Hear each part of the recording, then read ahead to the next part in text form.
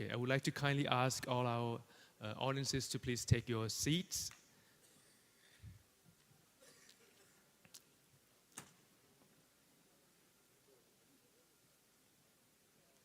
Our first session would be on the 4 characteristics of Dharma, a timeless wisdom of Buddhism. And this session would be starting now until about 9:45 before we have a short break.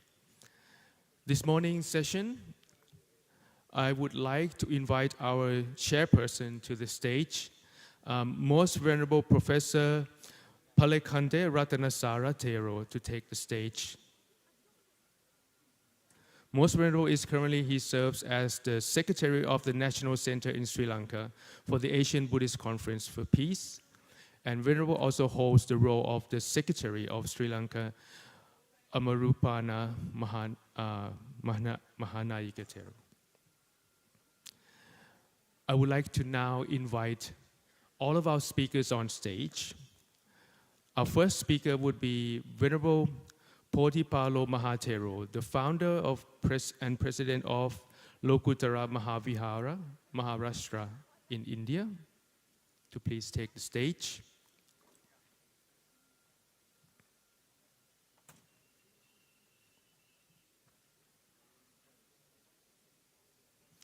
Our second speaker, I would like to invite Most Venerable Mariswati Vimalakayana Thero, the head of the Buddhist Culture Kalaniya's Postgraduate Institute in Sri Lanka, to please take the stage.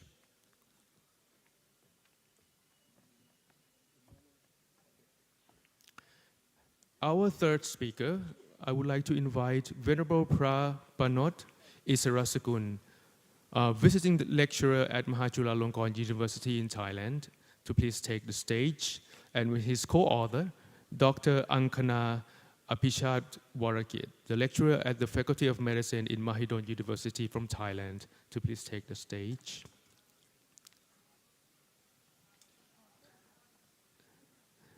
And our fourth speaker for this morning, I would like to invite Most Venerable Bhikkhu Apipunyo, the abbot of Vihara Siddhartha and monastic member of Sangha Dhammaduta, Thailand, for Indonesia, to please take the stage.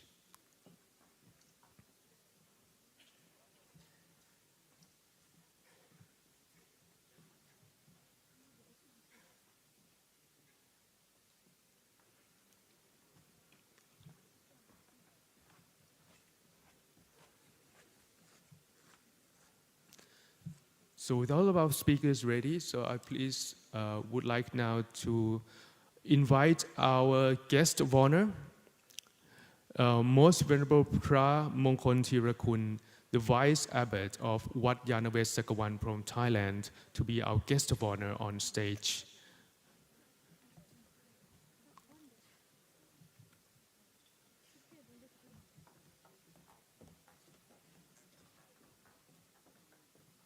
And for this morning's session, the 4 characteristics of Dharma, a timeless wisdom of Buddhism, would be discussed in our first session. Please keep your answers up to the end of the session. And so now I would like to hand over the stage to Most Venerable Palekande Ratanasara Thero, to please take the stage. Thank you.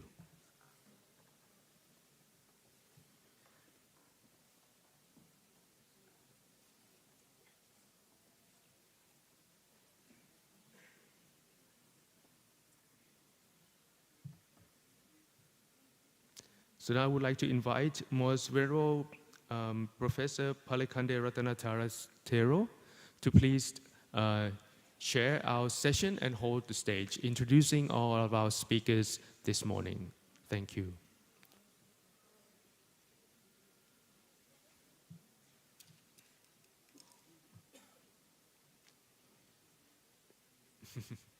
Yes. You want to come?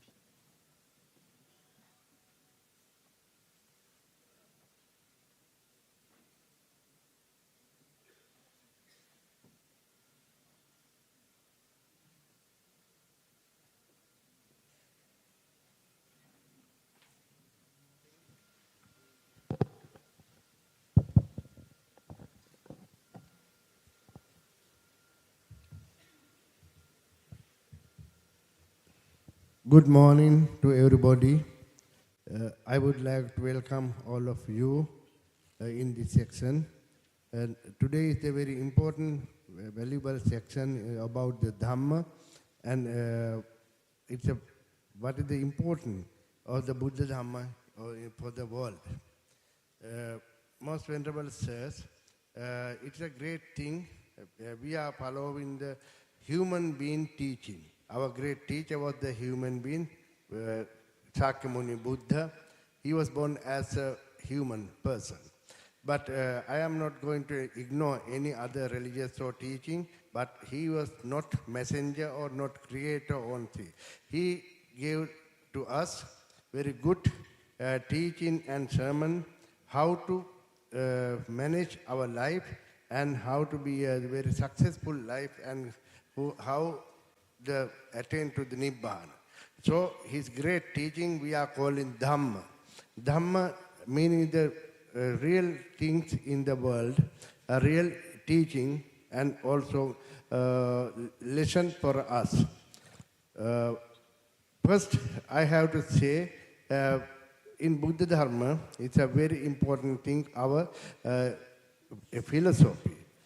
So we are calling, when we are going to worship, we are always remembering Swakato Bhagavata Dhammo Sanditiko Akaliko Ehipasiko. They are the 4 characteristics of our Dhamma.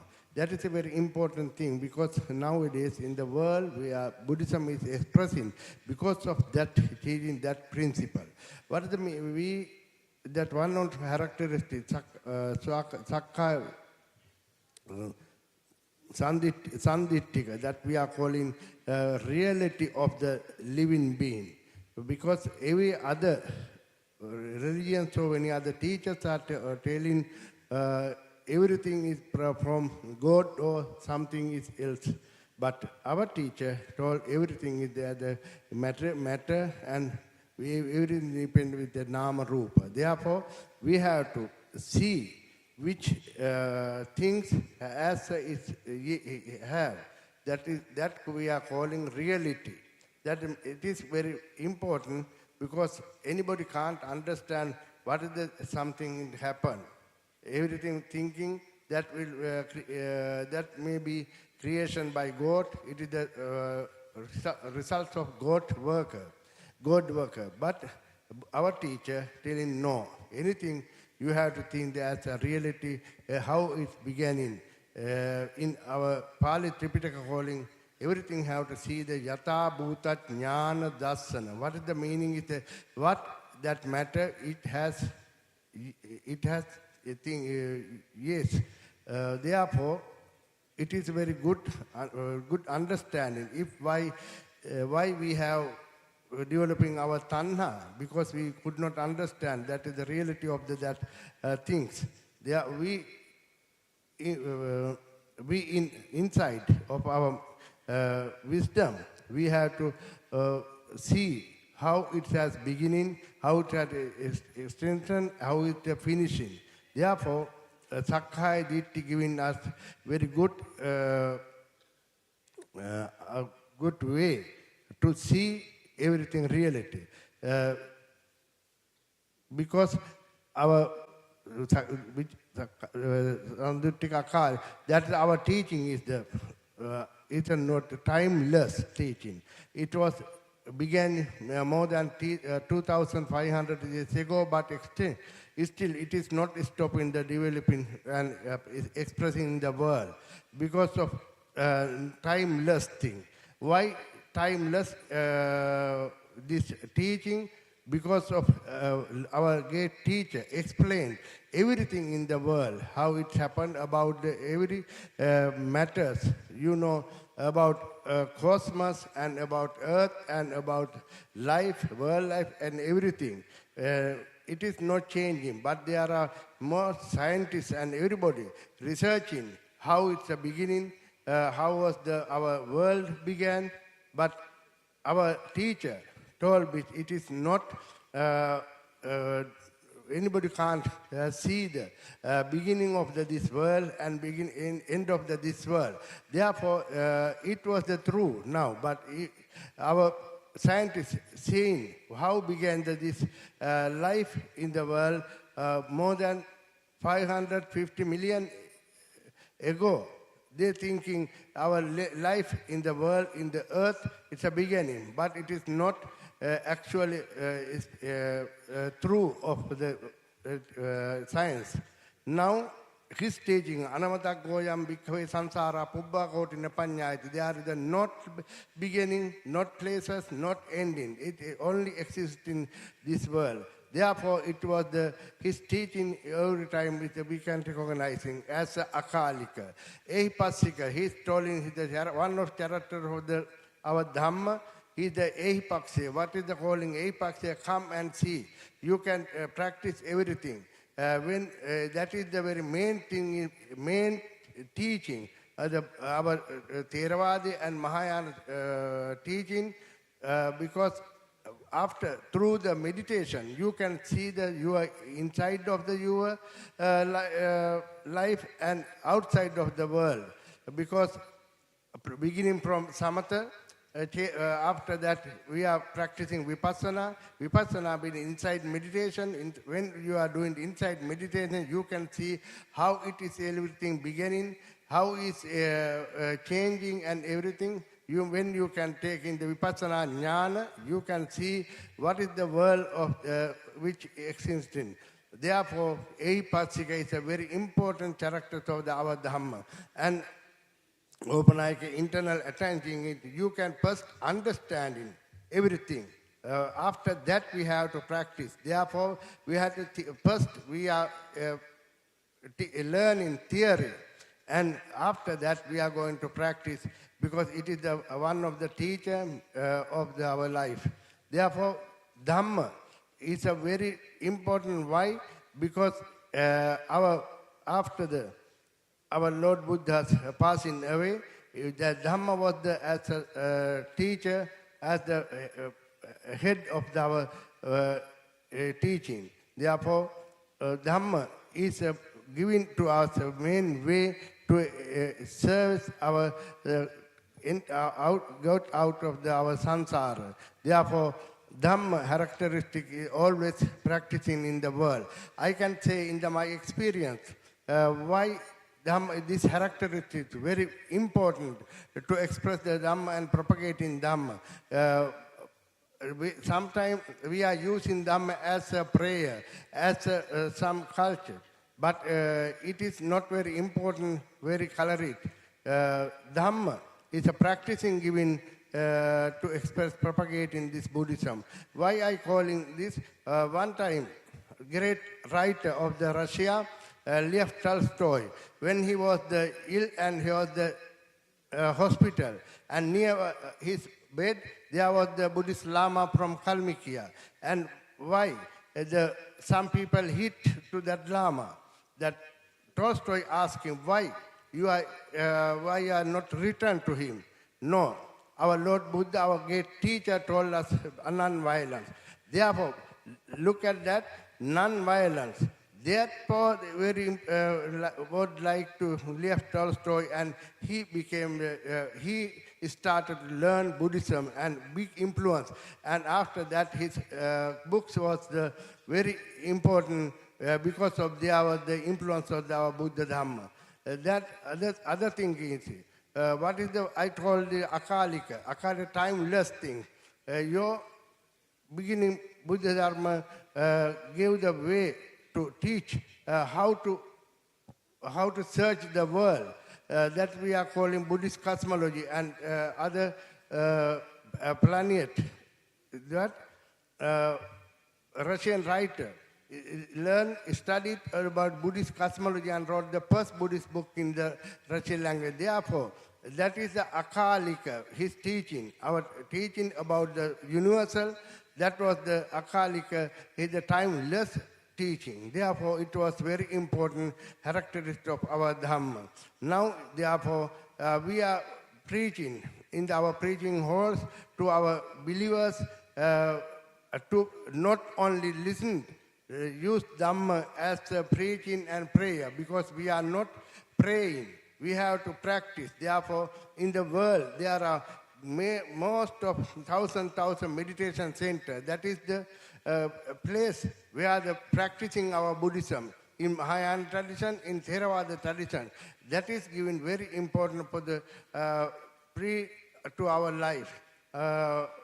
Therefore, we would like to thank to our Buddhist monasteries on the meditation centers in Sri Lanka, also Vietnam, Myanmar, and other Thailand and other countries. That is a very good result, and that monks and lay people can be very satisfied after the teaching of the Dhamma, practicing of Dhamma. What is the one living result of the practicing on meditation? Buddhist monks came to the big samadhi start. I know after the Mahayana meditation, one of the Russian Buryat monk, most venerable Itigiliev, has done 1916. He began to meditate in the Buryat area.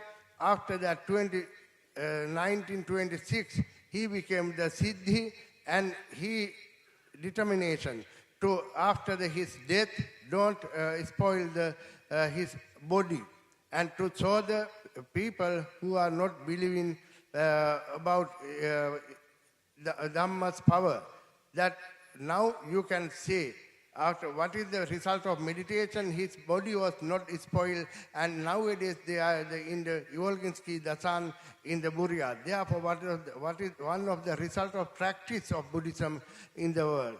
Therefore, I ask everybody to practice, not only sermon, not only teaching. It is given to our knowledge about the world, but if we are doing meditation as a great advice of our teacher, that we can, in this life, we can be at a very good satisfaction, but after we can attain Nibbana. Therefore, I wish you, everybody, to practice Buddhism, Buddha Dhamma.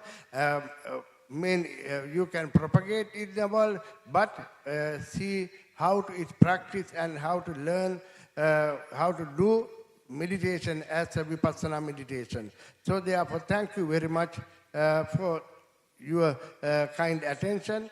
Actually, I am beg a pardon because my English language knowledge is very not fluency, very poor, but always my mind to come to the Russian language because I am the professor in the Russian language. If I give this lecture in Russian language, more important. But now I try to ask best to do it. So thank you very much for your attention.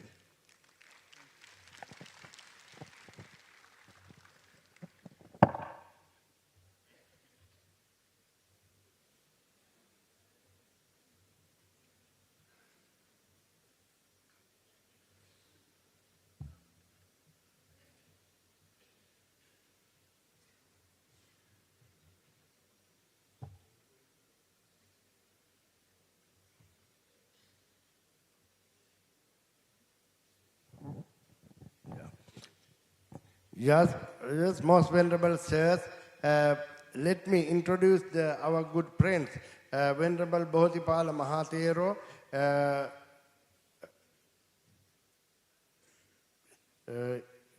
He is the Sangha Buddhist explanation. They are significant in Buddhist philosophy. Venerable Bodhipala Mahatero, founder, president, Lokuttara Mahavihara, Maharashtra in India. Especially I have to say one thing. It is a very, very not important, very wonderful thing. Because when I was in the immigration, 1988, because in Sri Lanka we have the very difficult to live, because as a monk who studied in Russia, USSR, therefore I was in the Thailand. And in the Wat Mahadat, in section 3, our Bodhipala Mahatero was as a student and practicing in that temple. Therefore, we were very important discussion and everything. So I would like to call upon Venerable Bodhipala Mahathero addressing together.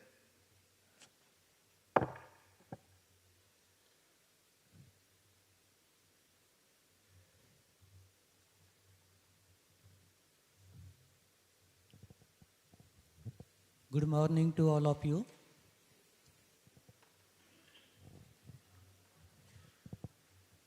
Respectable all venerable monks and distinguished guests and all my audience. Today I am giving the speech on significance of four characteristics anicca, dukkha, anatta, shunyata in Buddhist philosophy. We are all gathered today to explore the profound teachings encapsulated in the four characteristics anicca, dukkha, anatta and shunyata.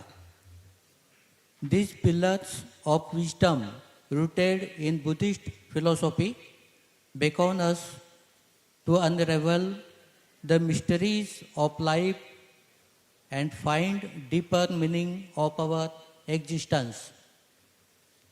All religions around the world are concerned about welfare of their acolytes. They put certain guidance, teachings or hypotheses which create their mythic and philosophy. It is bare philosophy which is impractical and doesn't fulfill life requirements, that is salvation or emancipation. Buddha teaches this in a very scientific way, and his teaching can be proved scientifically. Firstly, he goes up with what is suffering and causes of suffering and the end of suffering, and the path leads to the end of suffering. Eightfold path, that is sila, morality, samadhi, concentration, and panya, wisdom. And finally, salvation, emancipation or enlightenment, that is called nibbana. Buddha's doctrine coincides with the law of nature. Everything is impermanent.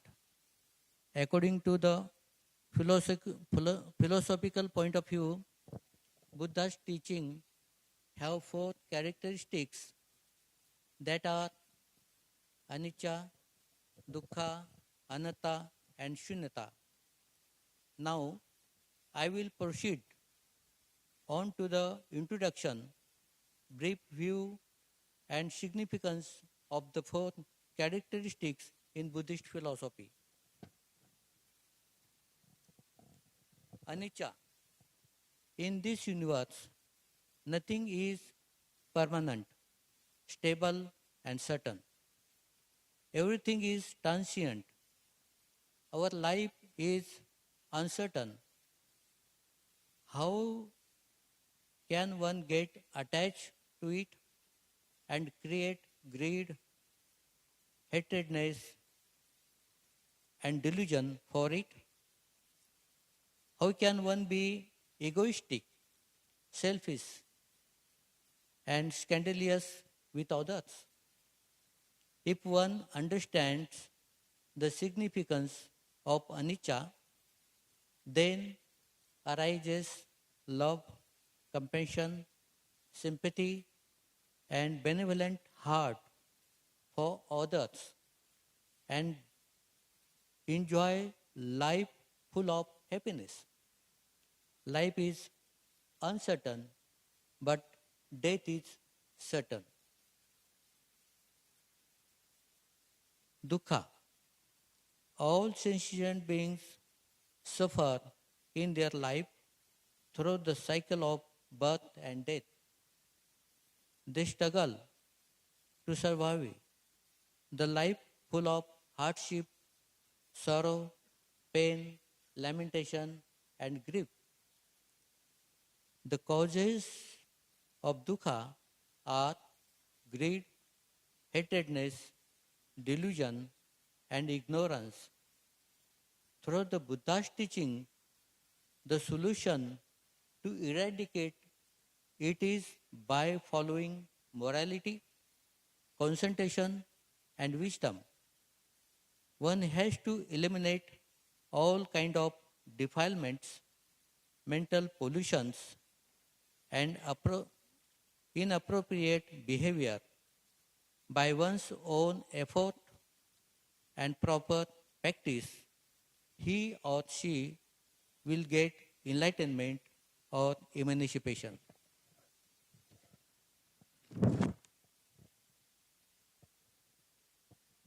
Anatta. Every action has its reaction.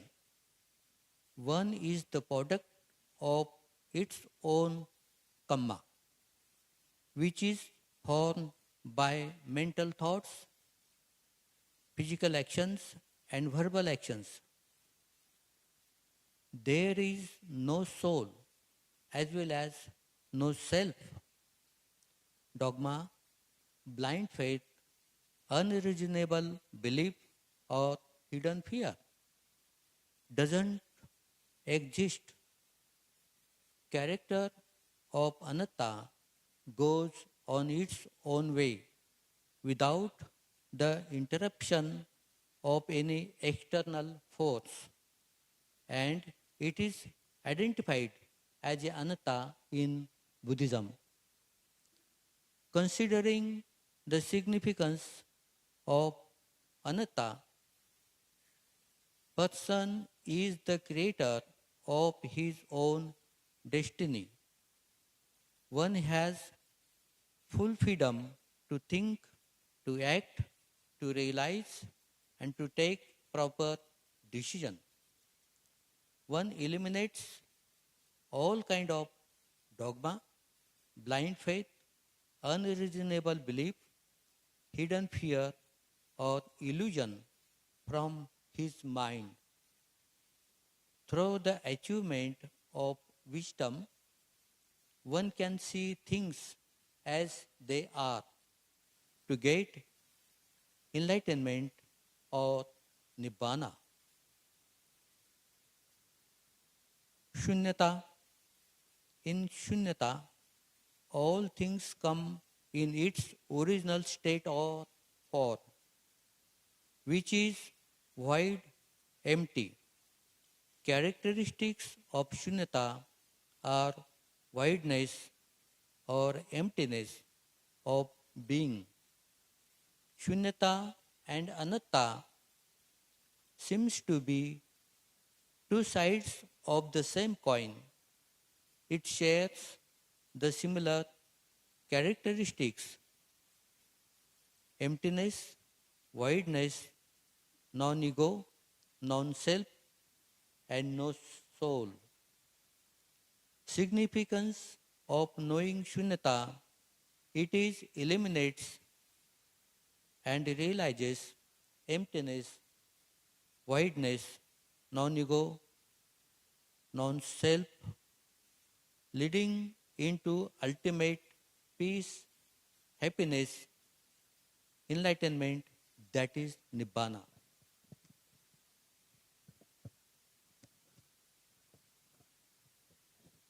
Lastly, may all carry the torch of impermanence, recognizing the beauty within change and embracing the evolving nature of our self. Through the lens of suffering, may all find resilience, sympathy, and the transformative power that emerges from understanding the roots of our collective human experience. in exploring the doctrine of non-self, may all realize the illusionary shackles of a fixed identity, opening ourselves to the vastness of interconnected existence. Finally, as all gaze into the emptiness of Shunyata, may all discover the boundless potential for compassion, unity, and harmony in our relationship with others and the world. In the spirit of continuous exploration and growth, may all carry the essence of anicca, dukkha, anatta, and shunyata into our hearts and minds, fostering a journey of self-discovery and collective awakening that is Nibbana. Thank you for all of you for your kind attentions. Thanks a lot. Thank you.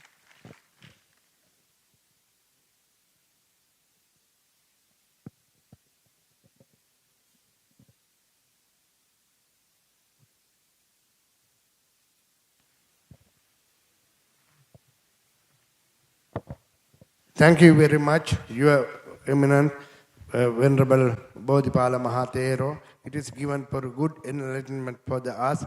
Actually, we know everybody as a Theravada tradition, we know Anicca Dukkha Anatma, but we not very good understanding about Sunyata, but you are explaining very well to understand, enlighten us in your teaching. Thank you very much.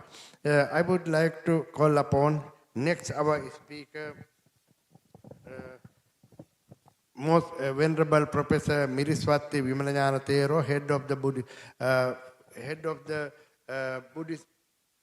head of the Department of Buddhist Culture of the Postgraduate Institute of Pali and Buddhist Studies, University Kelaniya, Sri Lanka. He earned all his bachelor's and postgraduate degree from the University of Peradeniya since 2006.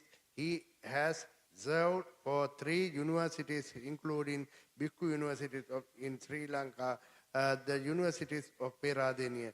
He was promoted to professor in 2015.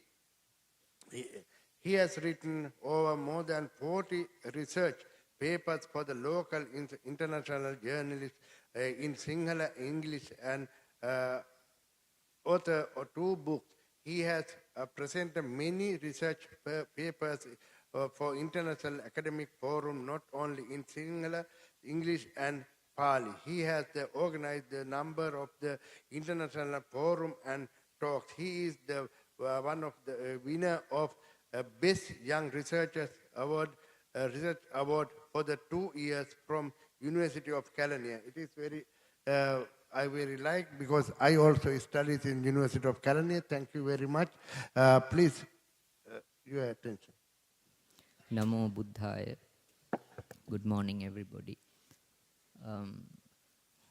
I think the first presentation, Bodhipala Mahathero's presentation, was the basis for my talk because I can begin my talk from what Venerables has stopped. Now 3 characteristic is a very fundamental teaching in the not only in all Buddhist traditions, but the way how we understand and practiced, and the way to understand 3 Signata is slightly different from tradition to tradition. There had been a lot of discussions, arguments, controversies among Buddhist traditions. Looking at these controversies and deep arguments is helpful for us to understand, to think about what the proper way is. So therefore, focusing on these debates and controversies is very interesting and it's beautiful. So this is a very vast area, so I have limited my focus on some specific area. Next slide. So it is about now this is about the reality, because now I'm talking about meditation. So experience in meditation. In the meditation we have some form of experience.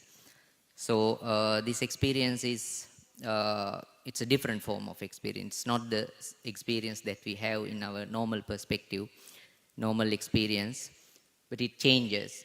But when it changes, there is a problem, because now we have two types of experience. One is the mundane, in the meditation we are using two types of objects. One is mundane, which is a secular object, like for example breath or a cuss in a slab. But some objects are different, like for example space or nothingness or consciousness, or sometimes light, or completely different thing like the vast space, unbounded space, unlimited space, which is not existing. So some objects are mundane, normal, natural, but some objects are extraordinary. So then there is a question, when you have an extraordinary object of meditation, how you can see, how you can realize three characteristics in that extraordinary experience. For example, if you are focusing on redness, the redness can be expanded throughout the universe. This is a meditative experience. And your body can be converted into a situation, transformed into a situation where it is not the normal perception of the body, but it is a meditative experience. But can you experience three characteristics in that meditative experience? So this is the question. So it is a, but finally the Theravadins came to a conclusion that insight only in the psychocorporeal body. So you cannot see, if you are focusing on your body and mind, you should not try to see the impermanence, suffering and soullessness in the meditative experience, the non-mundane object, extraordinary meditative experience, but in the real body and mind. This is the basic idea. Next slide. So, so that, as I told you, the ontological, that is the awareness of perception is different. I cannot see. Give me a moment. So I am trying to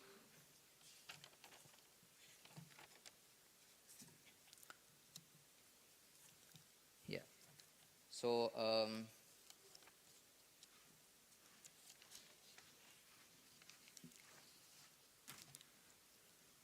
okay, so I am trying to focus on this particular aspect. So my special focus is on this extraordinary meditative object, because at a certain point the normal experience of a particular object becomes something very specific, very extraordinary in the meditation. So in that meditation, how one can realize the three characteristics, Signata, Anicca, Dukkha and Anatta. Next slide, please. So this is actually an extension of one of the studies of one of the scholars, Sihua Yao. So I have seen that we have a great text of meditation, Visuddhimagga in the Theravada tradition. I saw that Visuddhimagga can be read through the perspective of, in the light of Sihua Yao's study. So I have actually basically two sources. One is the Path of Purification, another one is Sihua Yao's study in 2015. I have given the reference. Next slide. Okay, now examples of EMO, the abbreviation is for Extraordinary Meditative Objects. So I have a few examples of this kind of experience. One is all-encompassing sphere of particular objects, such as visualization of an all-encompassing sphere of earth, water. I think you know this. All these things are, for example, that we have in the Theravada tradition, the kasina, which is prepared out of clay. It's a circular object, and we are also using a particular thing in order to experience redness, blueness. So, but that finally, when you develop samatha meditation, it can be expanded throughout the verse. So it's called all-encompassing sphere. So it's unlimited. That is extraordinary meditative object. And also Akinchanyayatana, that is the meditative object on the meditation on nothingness. And also perception on neither perception nor non-perception. Neva Sanyana Asanyayatana, as you know, these are non-material meditative objects, not material, but arupa jhana, the unmaterial. The last one is resolving attention associated with the meditation on the loathsomeness. This is something taught not in the Theravada tradition, but in the Sarvastivada tradition. They are sort of taking a particular object, particular part of the body, and in this meditation, in the resolving attention, what they do is they can, in the meditative experience, they can totally remove the flesh of the body, and they can totally experience or visualize the bones of the toe. For example, if he selects toe, flesh can be removed, and then they see the what we call bones, and then they can visualize it as they want throughout the universe. So that is totally meditative experience, which is extraordinary meditative object. So then there were arguments among different schools. So is it possible to see, for us to see impermanence, etc. in this meditative experience? Next slide. But this actually is, if you look at Visuddhimagga, and then we can see that kind of experience in the Visuddhimagga too. Now, this is how I have taken, there are 40 objects of meditation. 40 objects of meditation in the Visuddhimagga in relation to Samatha practice, but all these meditation have some kind of extraordinary meditative object. I have taken 3, probably I cannot read everything, but I have taken breath here. Now look at the breath. There are very significant 2 levels of the development of concentration as taught in the Visuddhimagga. One is learning sign. I don't have time to say, but probably in the discussion, if you have a question about these things, I can answer. Learning sign, and the second one is the counterpart sign. Actually, these 2 signs themselves are to represent, to tell you about something. I mean, it's about the development of,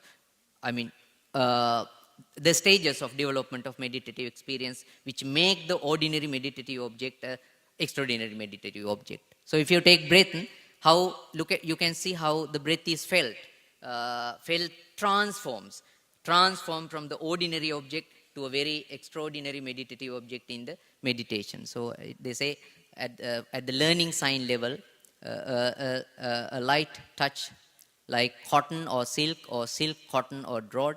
For some people, it's like stark cluster of gems or a cluster of pearls, so and so forth.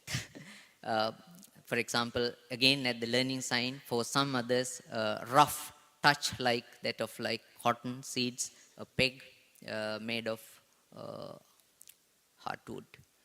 The counterpart sign, no specific mention clearly, but it is can be inferred as the more distinct form of that of learning sign. Can you go to the previous slide? The next one. Okay, next one. Next one. No, again, next one. I think there is a... Again, next one, please. No. I don't know what happened. But if you take, okay, that is breath, but I have given another one. If you take earth, which is taken, that experience is taken out of a kasina slab. I think the people who are conversant with the subject know what kasina slab is. The earth kasina. Now, at the learning sign, the mental image of a disc, any fault in the kasina is apparent in the color of the kasina. It is a mental image which you can hold in your, in your mind. You derive from the exact object, but it is not an ordinary one, but it's an extraordinary one. But when you come to the counterpart sign, it appears as breaking out of learning sign 100 times, 1,000 times more purified, like a looking glass disc drawn from its case of a moon disc coming out of behind a cloud, mother of pearl dish well washed. So it's a very shining, beautiful object. Neither color nor shape, hence cannot be recognized through the gross eye, and it is stamped with 3 characteristics. Only a mere mode of appearance born out of concentration, not stamped with suffering, etc. So this one again, so what I want to tell you is that in the same manner, you can read that, but only breath you can see. So the ordinary meditative object become a totally different kind of experience in the meditation. So, and something like cousin experience, the redness, the blueness can be, expanded throughout the universe, which becomes all encompassing. So the debate is that can you say that you truly experience impermanence, etc. in that? That is the debate. So now in this discussion,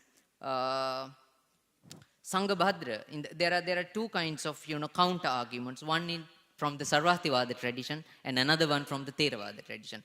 In the people who argued against Sarvastivada and Theravada was the traditions like Andhakas and Vatsiputrayas and also Darshtantikas. So there were several groups arguing against Theravadins and Sarvastivadins. Sarvastivadins and Theravadins shared a common culture most of the time, so they were very much same in many cases. For example, in the Abhidharma. So they were the people who were sort of made counter arguments. So Sarvastivadin, in order to defend them, Sarvastivadin said against non-existent argument, one argument was the observer has the existent aggregate as the concentrates on the patch of blue. For example, if the person concentrates on blue, starts from actual blue. So his beginning is from blue, actual blue. Mundane blue, normal, ordinary blue. So therefore, it is a reality. The second thing is, the second counter argument is, in the case of the 2 immaterial absorption, the spheresis is created by the power of meditation, and the meditative experience itself is non-existent. Example, existing matter appears empty if distracted. So, actually, this experience is not a non-experience. It is itself is an experience. It's a kind of experience, Sanghabhadra said. So therefore, it is an actual experience. Lastly, they said, so there is nothing is, no, the last one is against, he says, if the purpose is fulfilled, that is defilements are tamed, that cannot be a perversion. For example, this experience is a kind of, if you see, probably, if you look at the bone in the toe, that is a perverted experience. But Sanghabhadra says that no, because finally your passions or defilements are tamed. So therefore, if the purpose is done, that cannot be perverted experience or is a real experience. What Theravadin said, I can take 2 minutes enough. The Theravadin said, this is the argument of Theravadins. The Buddhaghosa in the commentary to Kathavattu, Buddhaghosa says, the meditative experience is a concept and should not be reckoned as a real. So for the Theravadins, they have this specific term. It's a concept. It's a nimitta. It's a concept. It's a nimitta. So the nimitta is the experience of meditation is nimitta. So you should not take it as a real object. And in the Abhidharma it says, one of the concept is named as concept of meditative nimitta, the nimitta panyati. The nimitta panyati covers the whole range of extraordinary meditative object of any given meditation. So Theravadins differentiated this ordinary meditative level, ordinary experience level, and the transformation level of the meditation. So nimitta covers the whole experience. So at the beginning, whatever the object you are selecting, that is also nimitta, and also alambana, and it is also nimitta. But when it transforms into a separate level, that is also nimitta. Finally, Theravadin said, one should not attempt to see the impermanence, etc. in the conceptual body other than in the real psychocorporeal body. Anicchanu passanadiyohi namarupakaya eva labhanti na nimittakaya. So, nobody should try to see impermanence, etc. in this nimitta body, that is in the meditative experience of extraordinary meditative experience. But if you want to see impermanence, etc., you have to go to real body and mind. I think this is summary of this idea, is that the samatha, if you want to practice samatha and develop samatha, it is a separate thing.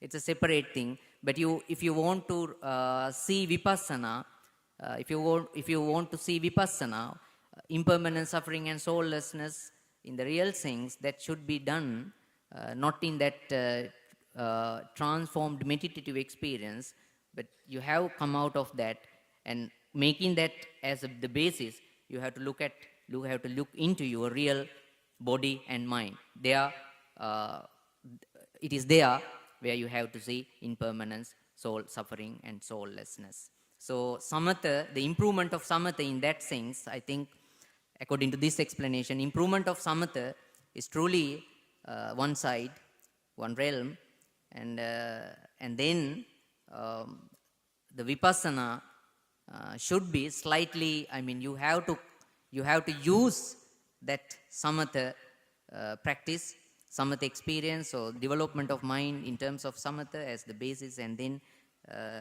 separately look at your body and mind to see the true three characteristic in that. Thank you.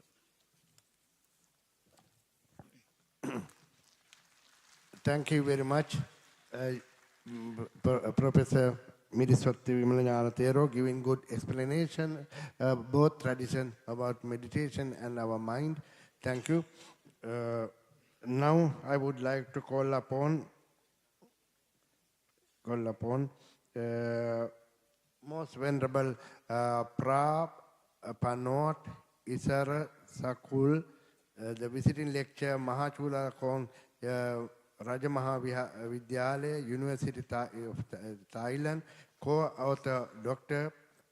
Ankana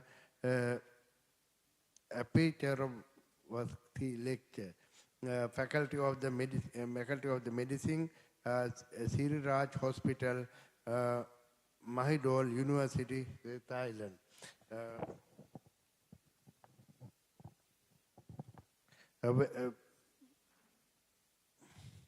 Venerable Pramod Isara Kul is an experienced Buddhist educator and holistic care providing his visiting lecture on Buddhist psychology and developer of bereavement care programs in Thailand. He served as a volunteer monk for the spiritual and palliative care at a prominent hospital as a Dhamma lecturer and a dialogue facilitator. He engaged in various institutional, including the broadcasting Buddhism podcast, developing e-learning course and a facilitation workshop for the medical students. With her diverse background in academic and spiritual care, Venerable Isara Kul is dedicated to promoting holistic well-being through the integration of the Buddhist principles into the heal care and education, posting magnificent connection between individuals and communities. Thank you.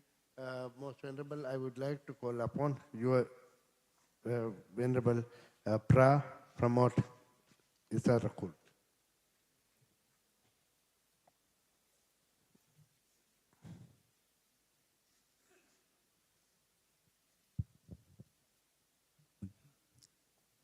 Thank you, Mr. Chairman.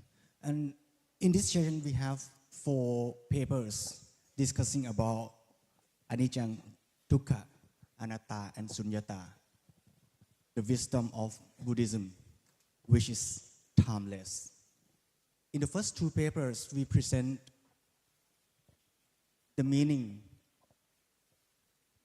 and the practice And in the next two papers, we will present the application of the timeless wisdom of Buddhism. In my paper, I will present in terms of university college activities, how to open the door for students to start the walking path to the sunyata, to the wisdom of Buddhism. As the speakers present, the wisdom of Buddhism explain about the natural phenomena that everything is anicca, dukkha, anatta. And once we practice to understand the nature of things, we will understand how to live, to be free from kilesa. And that is the state of sunyata. Non-self, no kilesa, which is nibbana. And the only way lead to nibbana is the middle way, the Eightfold Path. The question for this paper is how to guide people, students, new generations to come and start walking on this path. We work together with medical teacher, together with Buddhist monk to find out this answer. The medical teacher teach professional skills for medical students. Buddhist monk teach them the life skill, how to understand one's own life and how to live. So the objective of this presentation is how to show the way to nirvana. But we do not try to make anyone attain nibbana within the university class, but to open the door for them to be interested in this way. And once they are interested, they can walk by themselves.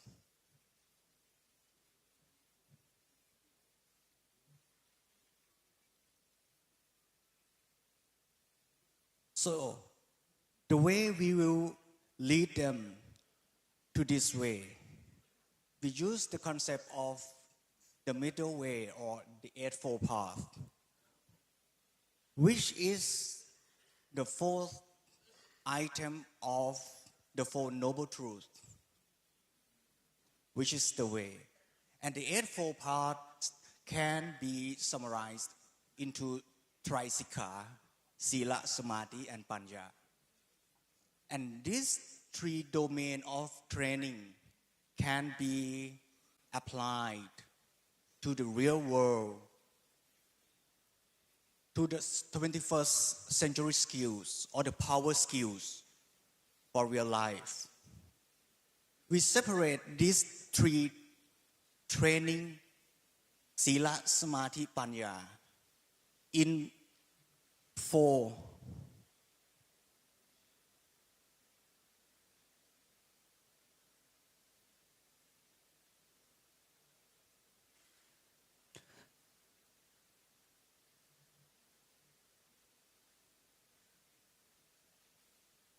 domains. The first one is about the physical and environment. The physical and environment practice is to train students to know how to live their own life, how to use the body in a good way, not to destroy themselves from eating bad things, from organizing their own life effectively. And the second domain on the right is the moral and social development, how they can live with others and work with their teamwork effectively, nicely, friendly, peacefully. And the third domain is about mind practice, how they can control their emotion, how can they develop their mind quality. And the last one on the left side of the diagram is the wisdom and the understanding of the goal of their life and consequence of their life to the all communities and the world.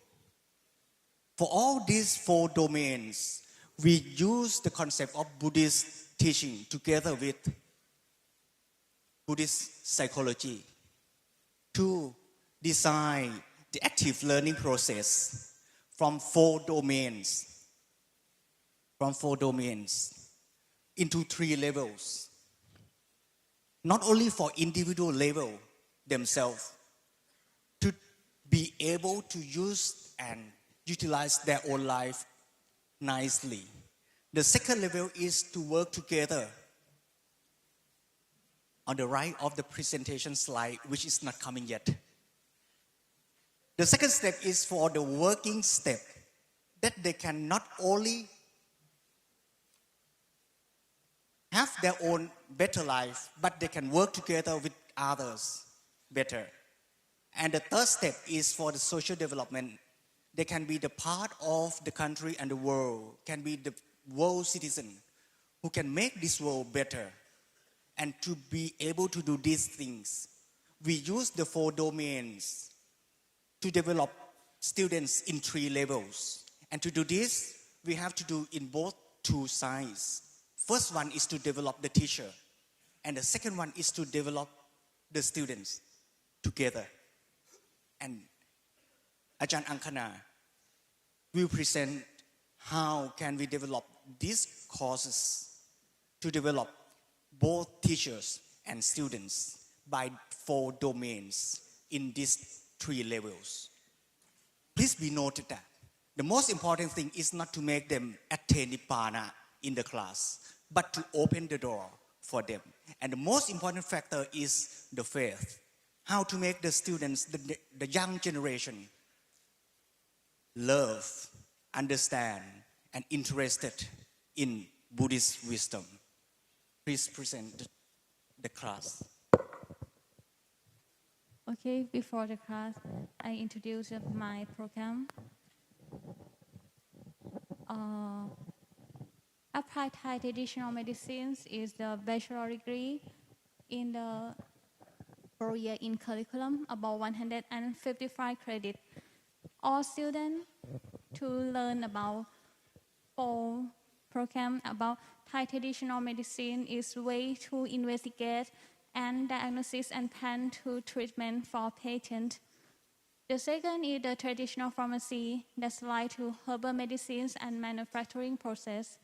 The third is traditional massage. It's one of procedure to treatment in Thai traditional knowledge. And the last is traditional midwifery. It take care of the postpartum. That we teach students to be a doctor. Then we have to teach them not only professional skill, but we teach life skill to be the doctor. It's the most important of effective domain that students should be good mind, good body, and good lifestyle to be a doctor.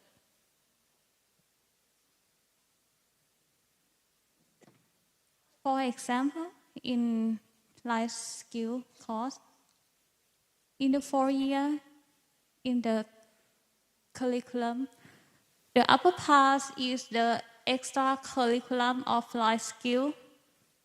In the introduce the Dhamma, in the first year, to reading book with the teacher about ethics and moral for the student to be the doctor. And the Dhamma camp for self-care in the 2nd year. And the last year, for the 4th year, Dhamma camp for relief author. In the lower part is the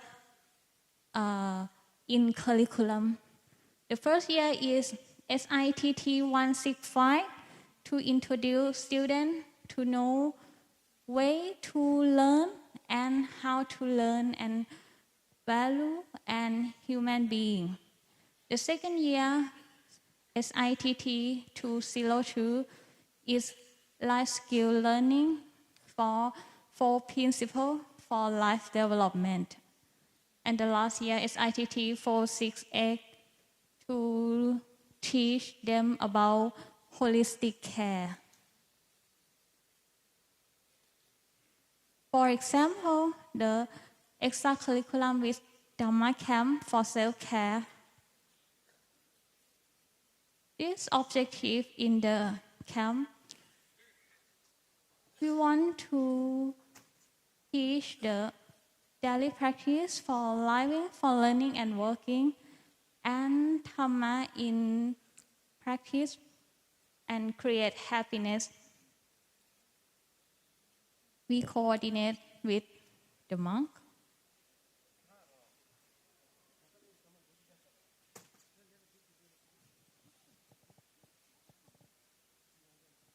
Okay, the for example activity is the on-site and online when the COVID.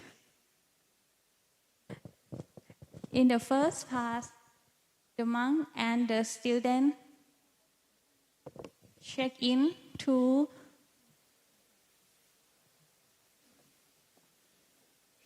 know more and familiarity. Next step, talk with the monk how to develop inner the happiness.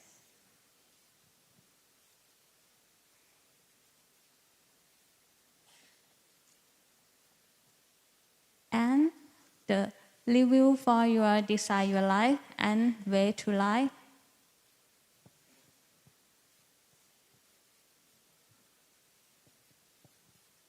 Next step cannot.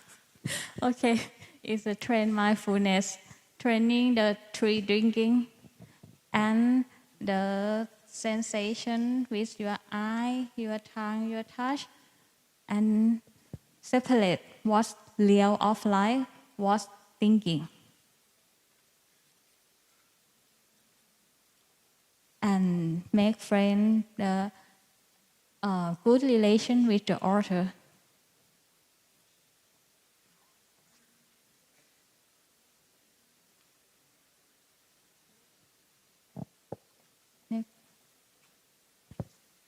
In the result, if you would like to join Dhamma camp in the P-test, students don't want to join about 43%, but finish the camp, students want to join about 80%. It's the same for the online. Thank you, Ajahn Angkana.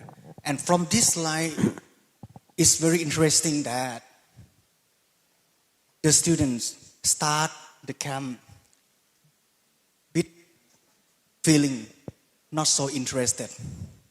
ไปข้างหลัง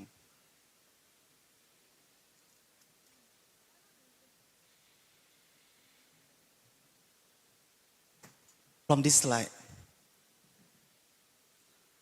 this, I hope it will move. Okay, thanks. From this slide, you will see that on the upper side is the feeling of the students who want to come to learn about their life is in the orange part of the upper circle. And after the camp, the feeling of students who want to join and learn about their life is the yellow part in the lower circle. And this is what I mentioned in the previous session, that the most important things of the activity we use, the active learning and Buddhist psychology, is the way to deliver the interesting of Dhamma to young generations. And the most key factor is that when we Buddhist monks work together with them, it's not only about students, but the most important thing of this program is about the teacher.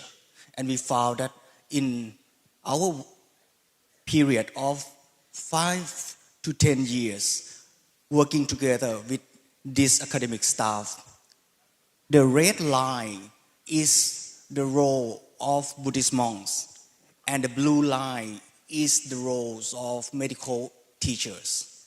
And we found that in the period of 10 years, we can educate medical staff to understand their own life and be happy to join the Dhamma camp and be the leader and play the most important roles in the process of delivering Dhamma to young generation. And for all of this, we would like to present the last slide, that the skill we use to develop them all to the goal of our development. And at the end, we found that we can practice both of them, the teacher and the students, to be able to practice themselves and develop one's own life to the Nibbana by themselves. Thank you. Thank you very much, Venerable Prapamot Israel Sakul, giving very interesting lecture and presentation, because you had given only your experience, which is done in the past life. That is very important, because nowadays the young generation sometimes away from temples and monasteries, they doesn't like to traditional program in the monastery. But now we have to start with young generation how to invite to our temples and practicing our Buddha Dhamma. That is a very good experience you have given. We have to do in future and your recommendation. Thank you very much for you. The next speaker, Most Venerable Bhikkhu Abhipunyo, is from Indonesia.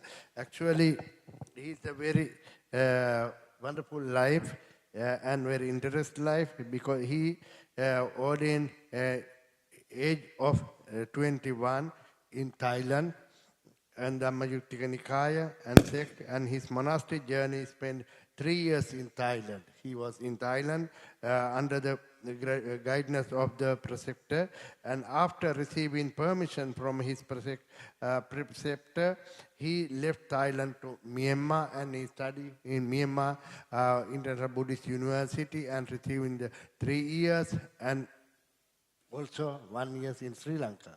Yeah. On November 24th, 2021, he was given the trust to reside and teach at Siddhartha Monastery, South Tangerine, Bampton, Indonesia. His interesting working is he working in the Pisona and giving the Dhamma lectures to enlighten him the good life in the world, in the society. Thank you very much. Please call upon your Venerable Sir. Thank you. Good morning for the Sangha members and then the participants, guests. Good morning. Especially for this, my talk is not so much. I just want to show, by the show, the picture and the video, maybe I can get the explanations. But first of all, it's my first time to stand and talk with a lot of the participants in here, and feel a little bit nervous. So yeah, maybe if there is something mistake, please apologize and please forgive me as well. Yeah, my topic is a quest to the timeless wisdom, a case study inserting Dhamma for prisoners in Indonesia. Next slide, please. I want to begin my presentations with the questions. How do we think while we hear the word of prison? Scary, slums, dirty, or maybe bad thought? Next, please. Yeah, this topic also appeared in my mind while the first time I learned about the Buddhism. I was not born since I was a child. It's not a Buddhism because, as you know, Indonesians mostly majority the Buddhist people is belong from the Chinese, and they are very influenced with the Chinese culture. But when I learned about the Buddhism, then I know about the how Buddhism is very good for our life. But there is some in the society also. Maybe we can find, is it any persons, is it anybody that stay and even they know they claim they are Buddhists, is it the true, they are good persons? Because as we know, okay, we understand the Buddhist is very, very good in some way, in all way. Maybe for some persons we claim that. But how about the people that maybe they are Buddhist and they do nothing? And next slides, please. So, yeah, this work is motivated story because as the picture mentions, in the first pictures is from the Angulimala story, which is the Angulimala story is very weak persons. But because of the Buddha's loving kindness, he tried to teach the Dhamma to the weak persons. Otherwise, the Angulimala didn't realize about the Buddha's Dhamma and not become the Arahant. And it's also, I want to discuss about this in the deep view that in our society, there are a lot of people who want to know about the Dhamma. They want to learn about the Dhamma. But we just make our mind, we just make our view that it's like maybe not useful work to explain the Dhamma for them. So I would like to invite all of the Sangha members in here. Please, if there is somebody want to learn the Dhamma, we have to develop the loving kindness in our mind. So the people want to learn the Dhamma also can get benefit, not only for ourselves. The Dhamma, I believe, the Buddhas spread the Dhamma and deliver the Dhamma, talk about the Dhamma, is not for himself, but for the all beings. So that now we gather in here because the Buddha's Dhamma. And then the second story also from the Bodhisattva Kistigarbha that may be very familiar, and we remember about his vows that if there is no, in the apaya, in the hell is empty, then he will become a Buddha. But if there is no empties in the hell, then he will not become enlightened and as a Buddha. And next. Now, do we consider that one who calls Buddha's followers all are good? How about this? Okay, next. Now, what I have done together in the prisons is, first, we introduce the Dhamma activity to them. Of course, it's not every day, but it's only for the weekly.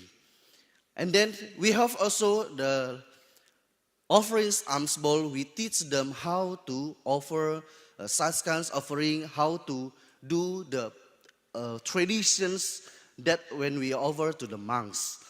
And also we have a Dhamma talk, and then the Sangha blessings. Even the prisoners in Indonesia, we have the study room.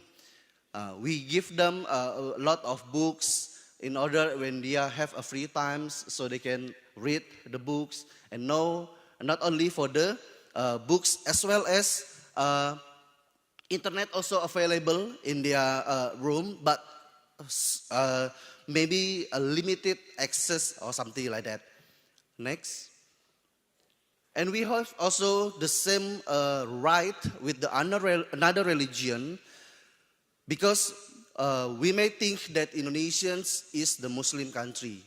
But I want to spill that Indonesia is not Muslim country, but Muslim majority. That's why we have also, as a Buddhist people, we have the same right with another religion.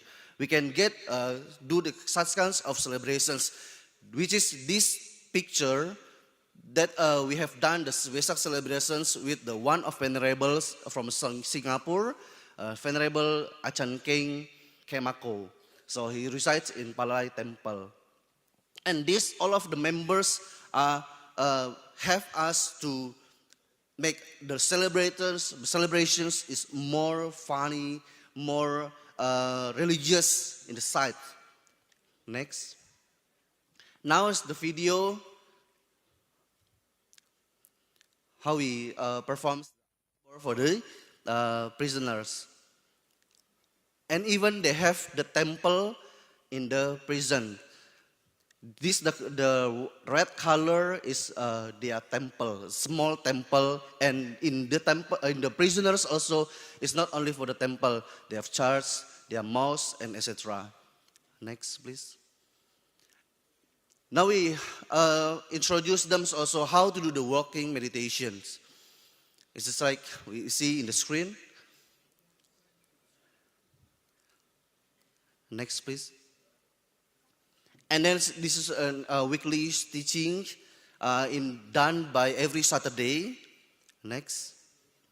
And then we introduce also soft skill training for them because most of the prisoner stay in the prison. They have such kinds of difficulty in the economic side. But when they are in the prisons, we introduce them how to develop their skill as well by introduce the soft skill, how to do such kinds of work in order when they get out from the prisons, so they can do such kinds of business in the right livelihood. Next. And also another university come to the prisons and teach them about the such kinds of soft skill. Next, please. And then one of the Sunim, if I'm not wrong, maybe Venerable Pomyun from Korea, have a visit the prison. Next. And this project is not done only by me. We have such kinds of member that teach the prisons because this work cannot be done with oneself.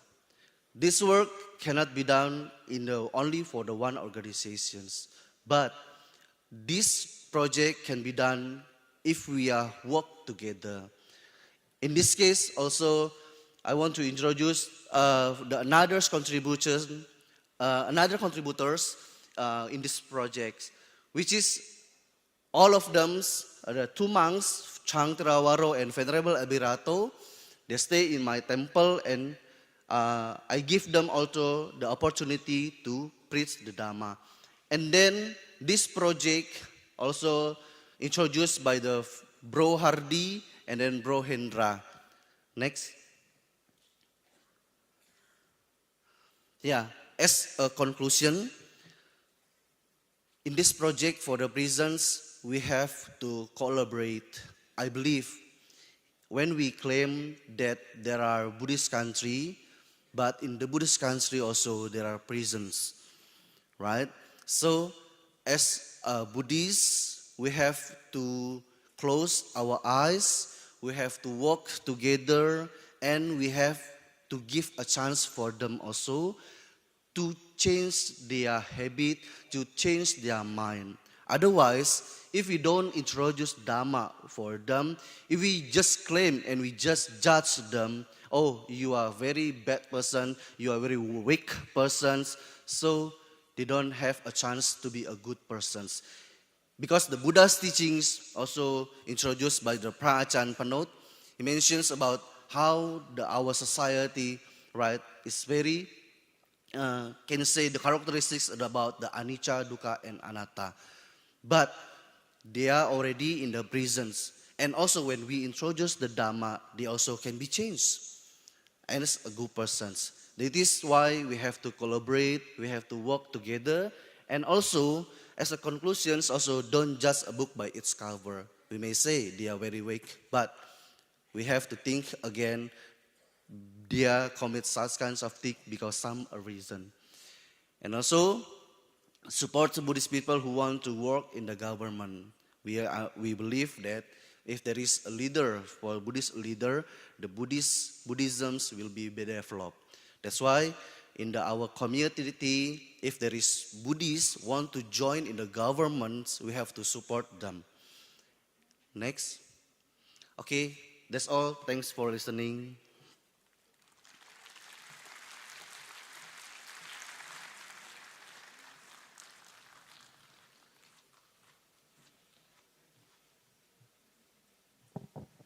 Thank you very much, your venerable sir. Gave very interesting, wonderful lectures because your experience. It is very difficult work with the prisoner, any countries. But nowadays we began more than I know, more than 20, 30 years ago. Also, Buddhist monks work in the prison. In Sri Lanka, we have the good experience. I think every time, every 4 days, monks go and doing sermon and doing meditation. We're giving the very good result. Also, I think you also received the good result. That prisoner will be a good man in the society. Thank you very much, your venerable sir. Now we have time to make the question. I think traditionally we are making the 2 questions to speakers. Please give your, if you have any question, please present it.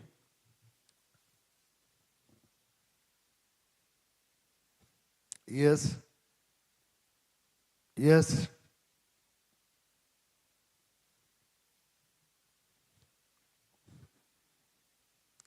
Please give to him the microphone.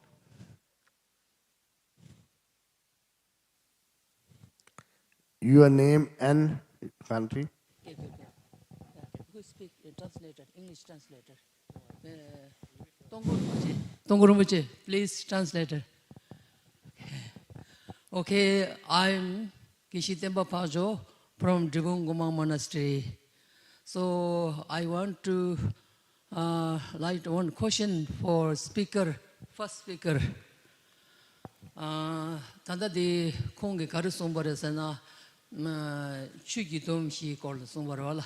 Ta chugi domshi de shi tamje yobar mawe ke do teso nanglare. Tana shingi neden devi do teso nanglayang shi tamje yobar mawe chugi do shi te korde shi uchi gewushi ne sungu yorwa. 대성상 따당봉에 파바 네딘 데베게 도요낭라 추기도 시 거데 간지 승교여 바당 아니 시삼제 여발마베 도요낭라 추기도 시 거데 간지신 승교여 바데 ngodo시 슈세 디토네 아니 콩라야 지바카시 슈에이 따당보디 파바 네딘 데베게 도요낭라 추기도 시 장도 삼발라 노카시낭라 두지삼지 메다바 두지삼지 동알바 두지 삼제 다음에 봐 두지 삼제 동화 된데시 양 가시 나라 아니 추기도 숨마도 시미시 봐 된데시도 당 안조기 시삼제 여발마에 더 나라 아니 두지 삼제 메다바 사제 삼제 동화와 저 삼제 동시 다음에 봐 양을내 되봐 시바스 오 두스여도 삼발라 다 디니 술레 십두르치 삼발라 디나라 시바치야시 망보시 통도 다 당보디 콩랑에 간디 쉬에데 카렌스나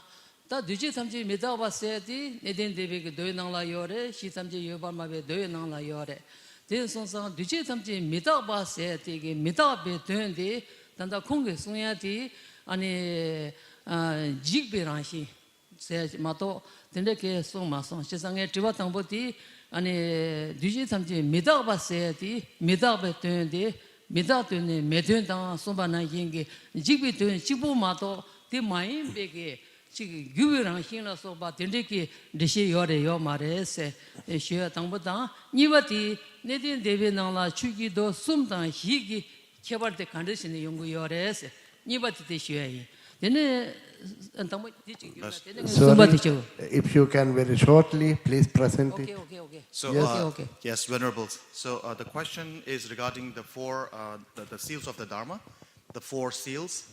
All compounded things are impermanent, emotions are prone to suffering, all phenomena are without inherent existence, and nirvana is beyond extreme.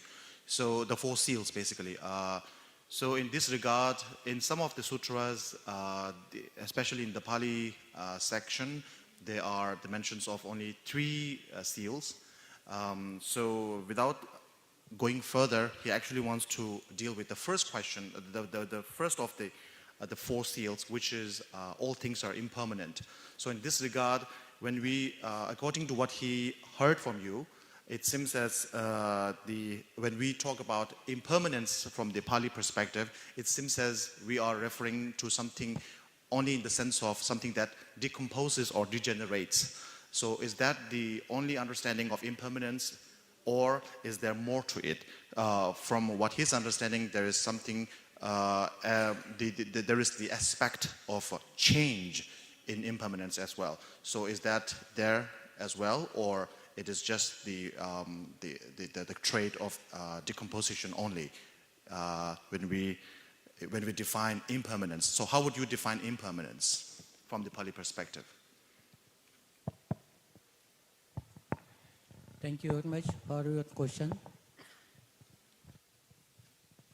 Now, we all human beings realizing everything is impermanence.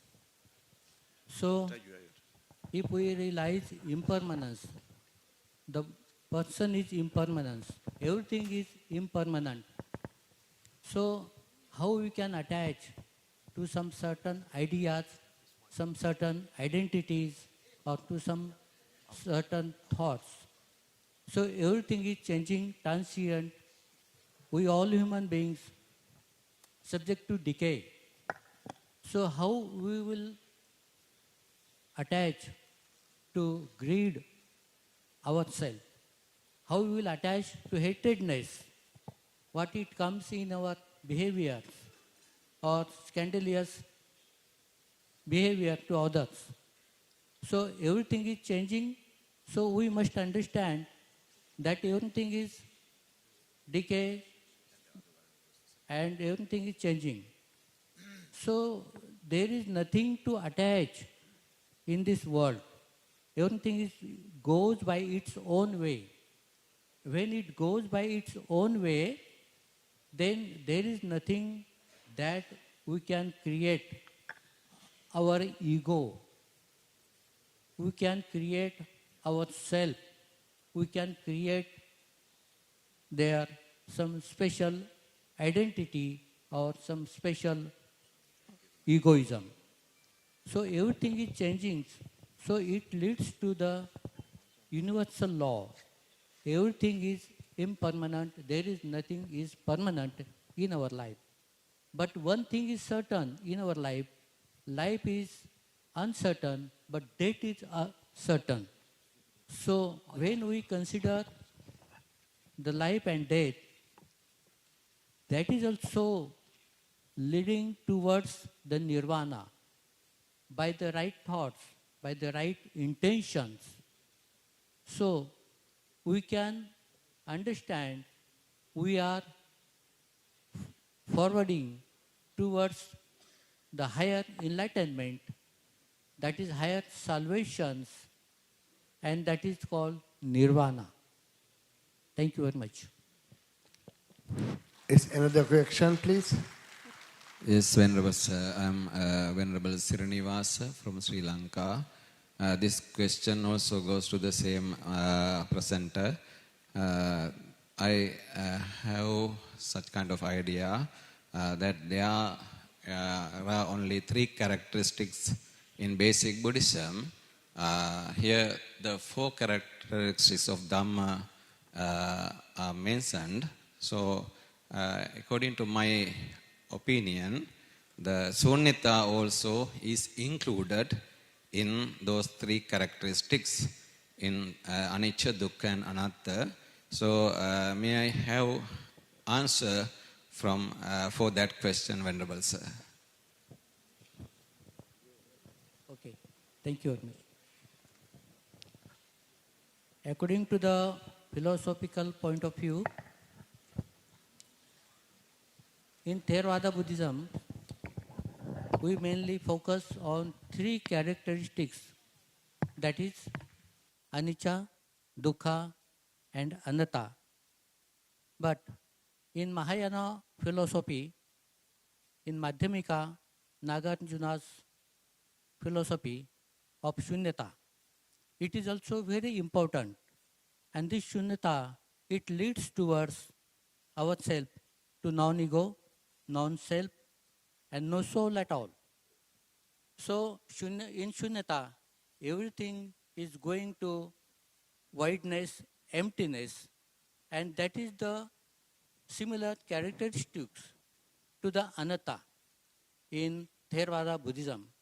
So here, Mahayana Buddhism and Theravada Buddhism on this point come together, and that leads to the salvation, that is emancipation or enlightenment, we can say in that way. Thank you. Is there any other question? Yes, please, you give. Sorry, I forgot one. I request humbly invite all the Sangha members in here. If you want interesting and want to know about the prison's work in Indonesia, I humbly request and invite all of you, please come to Indonesia. Thank you. Thank you very much. I think now our section is finished. So thank you all of our speakers and especially our chairperson for hosting this session for us. So we're going to conclude this session by presenting the certificate of appreciation to all the speakers and the chairperson. First of all, I would like to invite Most Venerable Pra Mongkol Chiragun, the Vice Abbot of Wat Yanavet Sekawan from Thailand, who is our guest of honor to be the presenter of the certificate of appreciation. So first of all, I would like to invite Most Venerable Professor Palekande Ratanasaratero as our chairperson to receive the certificate of appreciation. Thank you.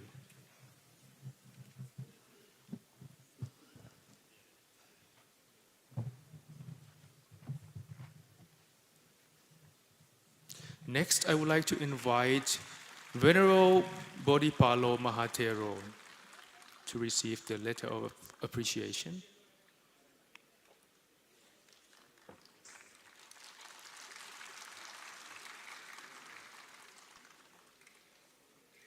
Thank you.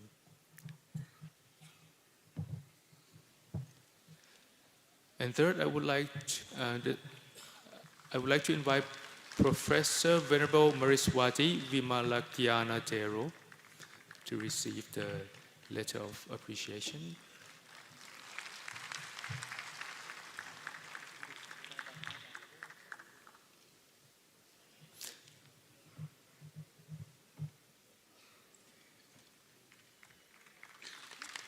And fourth, I would like to invite Venerable Panot Isarakun from Thailand to receive the letter of appreciation.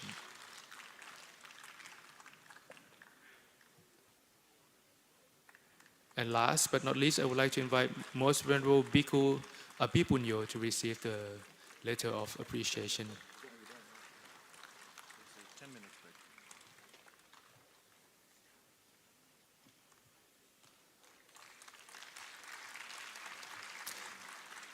And I would like to invite all of our speakers and chairperson to please take a group photo together in the center, please. One group photo. And this will conclude our morning session. For now, we're going to have a tea break for only 10 minutes because we're running short of time. I do apologize for that. We have 4 tea stands outside, just outside this door. So when you go out, you can have your tea, have your break. And for our VIPs and our guest speakers and chairperson, we have a VIP room on the back side of the hall. So you can please collect your tea, and then we're going to have 10 minutes break. So we're going to come back here at 10:20. Okay, thank you. 단다 switch 발생 감은 쭉 한번 요 아니 switch 쉐스디 파페 먹어 제 다가랑 당기 야 그나서 패서기 단다 고지요 봐 고담데 switch에서 칸이니요 데 강데 고데 데 잡로 고데래 니요래 데 고데 니요래 근데 switch 감은 쭉 나서 페로나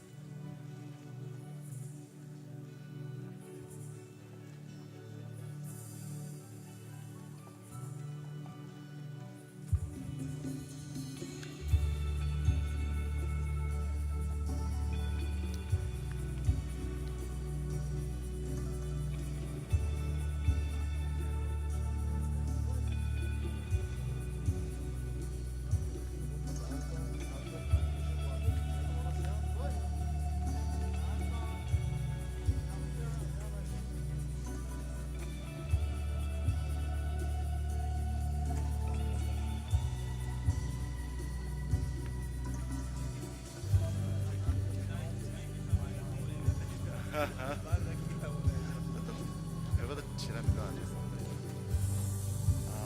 오케이.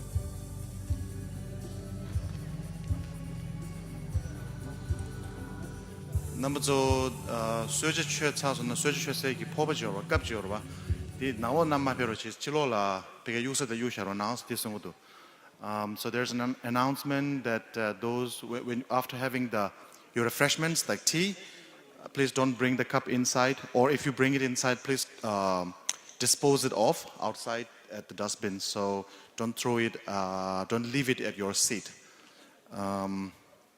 एक announcement है आपका जो चाय पीने के बाद cup आपका बैठने की जगह में सीट में मत रखिए जो डिस्पोजेबल बिन है ना इसमें फेंकिए या तो बाहर चाय पीजिए तो इस चाय का कप अंदर मत ले आइए या चाय का कप चाय पीने के बाद चाय का कप बाहर फेंक दीजिएगा that was the request. Thank you.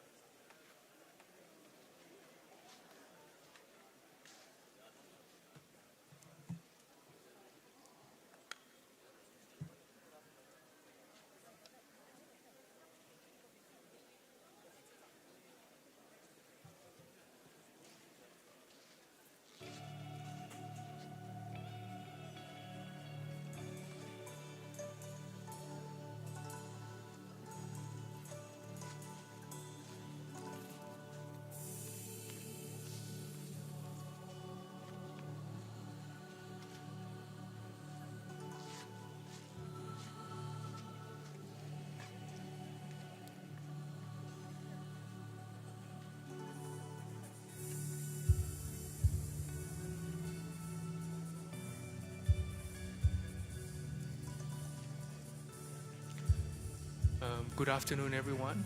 Actually, late morning.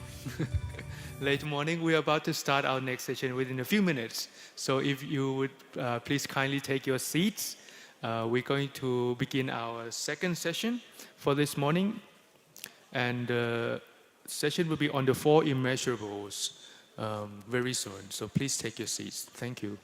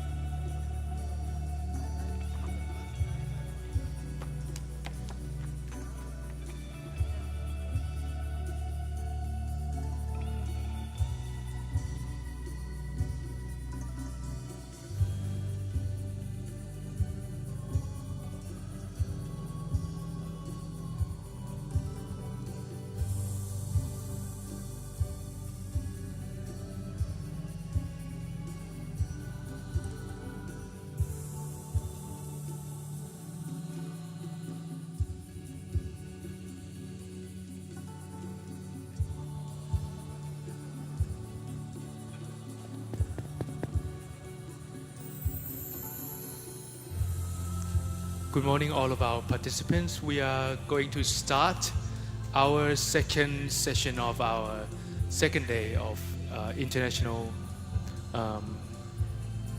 Sangha Forum of 2023. On this second session of the morning, we're going to be covering the topic of the four immeasurables, or Appamanna, an analytical study within different perspectives in the Buddhist practices. So, due to the time constraints, I'm going to start our session now. I hope everybody had a great break. So, first of all, I would like to start the session by inviting all of our speakers and our chairperson to the stage. So, first of all, I would like to invite our chairperson for this session. I would like to invite Venerable Geshe Lodro Sangpo to please take the stage as our chairperson for this second session.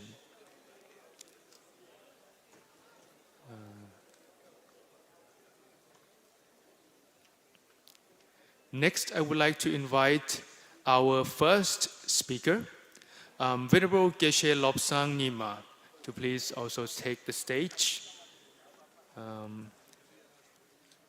Venerable Geshe Lobsang Nyima is a lecturer at Drepung Losaling Monastic University in Karnataka, India. Our second speaker for today, I would like to invite Bhikkhuni Thopten Chodron, the founder and abbess of Sarvasti Abbey, Washington, in the US, from the USA, to please take the stage. I would like to invite our third speaker, Venerable Dr. Upananda Thero, the General Secretary of Youth Buddhist Society of India, or YBS, from Sankesa, to please take the stage.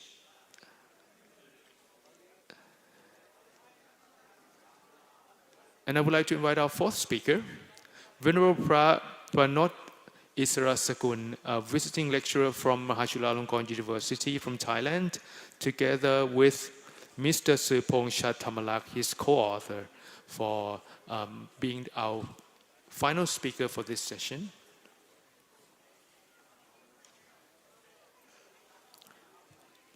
And most importantly, for this session, we're going to invite our guest of honor, Most Venerable Thich Quang Ba from Vietnam, to please join us as our guest of honor for this session.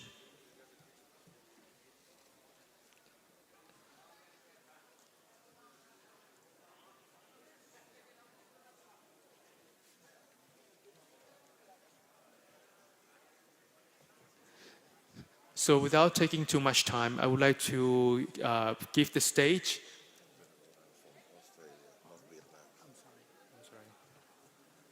I'm sorry, there's a miscommunication. The Most Venerable Thich Quang Ba is actually from Australia as our guest of honor for this session. So without further ado, I would like to hand over the stage to our chairperson, Venerable Geshe Lodro Sangpo, to please lead our session this morning. Thank you.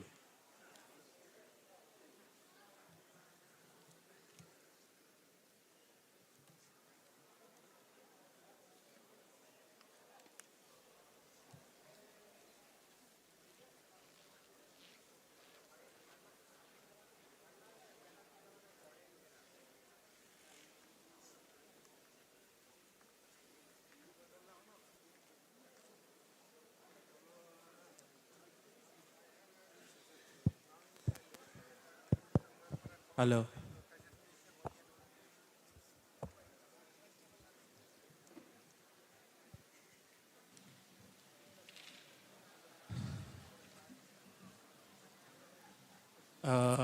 Respected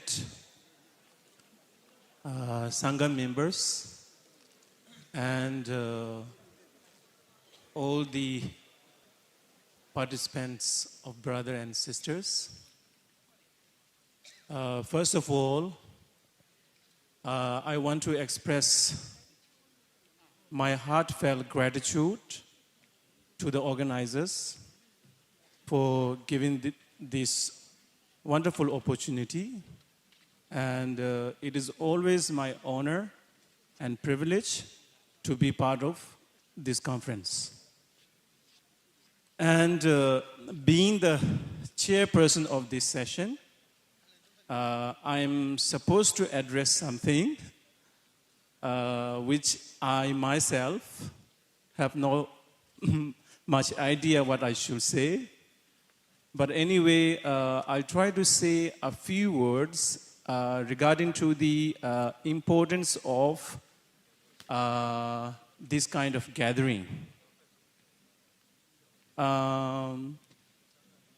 By the grace of His Holiness Dalai Lama's guidance and visions, in recent years, we have witnessed some interactions between different traditions.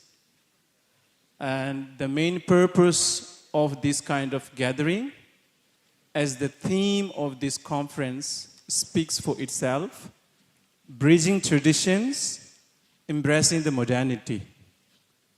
So the bridging tradition, I assume the term does not apply bridging gap between philosophical ideas or intellectual differences, but also, most importantly, bridging gap between heart to heart, in attempts of bringing all of us in close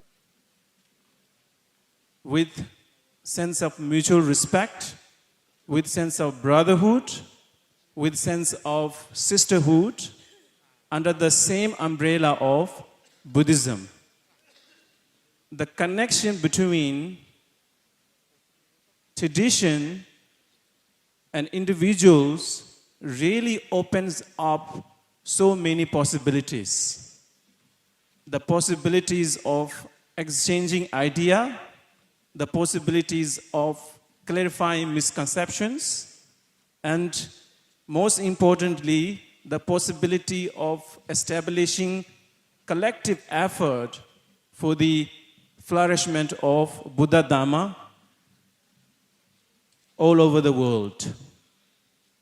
In brief, this kind of connection truly paves a new path, a path of unity, a path of common ground, and flourishing our collective effort in its fully potential also aids synergic power to expand the serviceability for the humanity.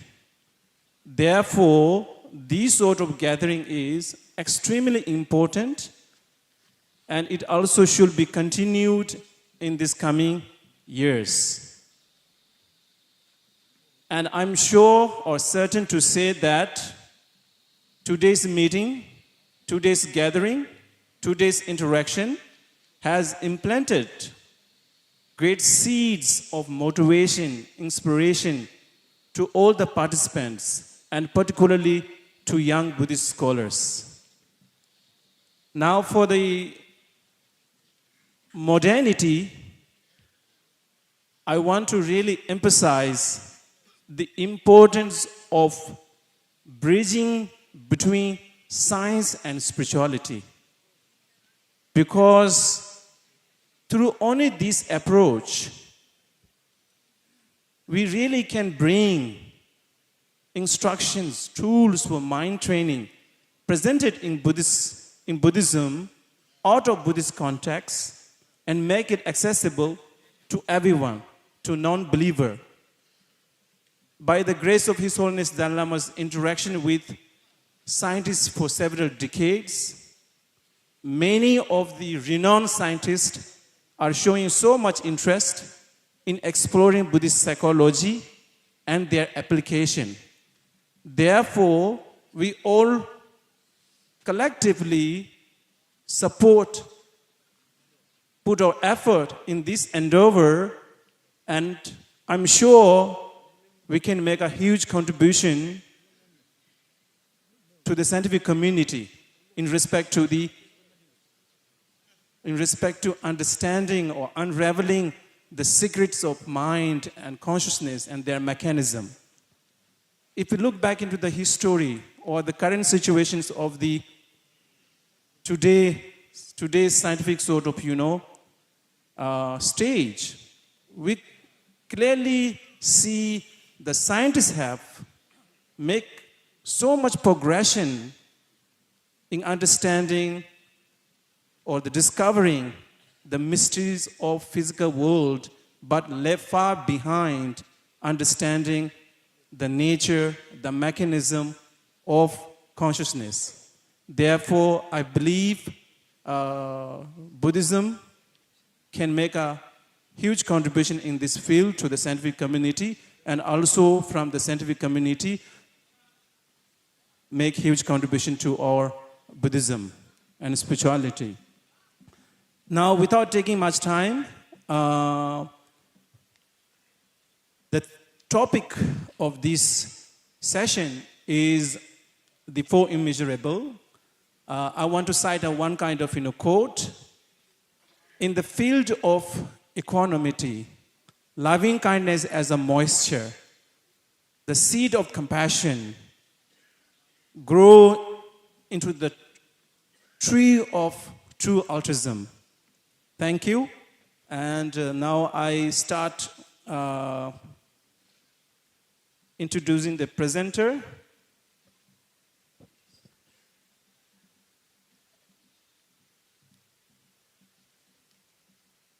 Without taking much time, because we are far behind the schedule, and I will try to really make a brief introduction. If you want to know all the details, you can read in the booklet.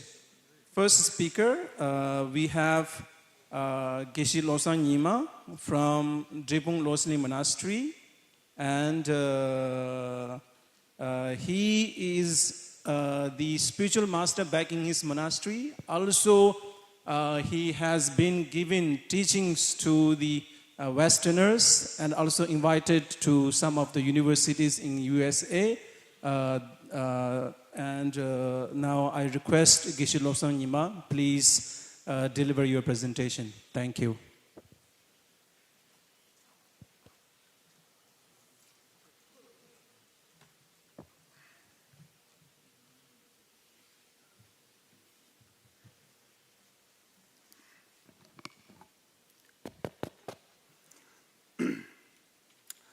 동년 인제 손도 조배 랑추체 신세 광진 된저고 샤나 배모 된진 자소라 소원도 소전도 현로쇼.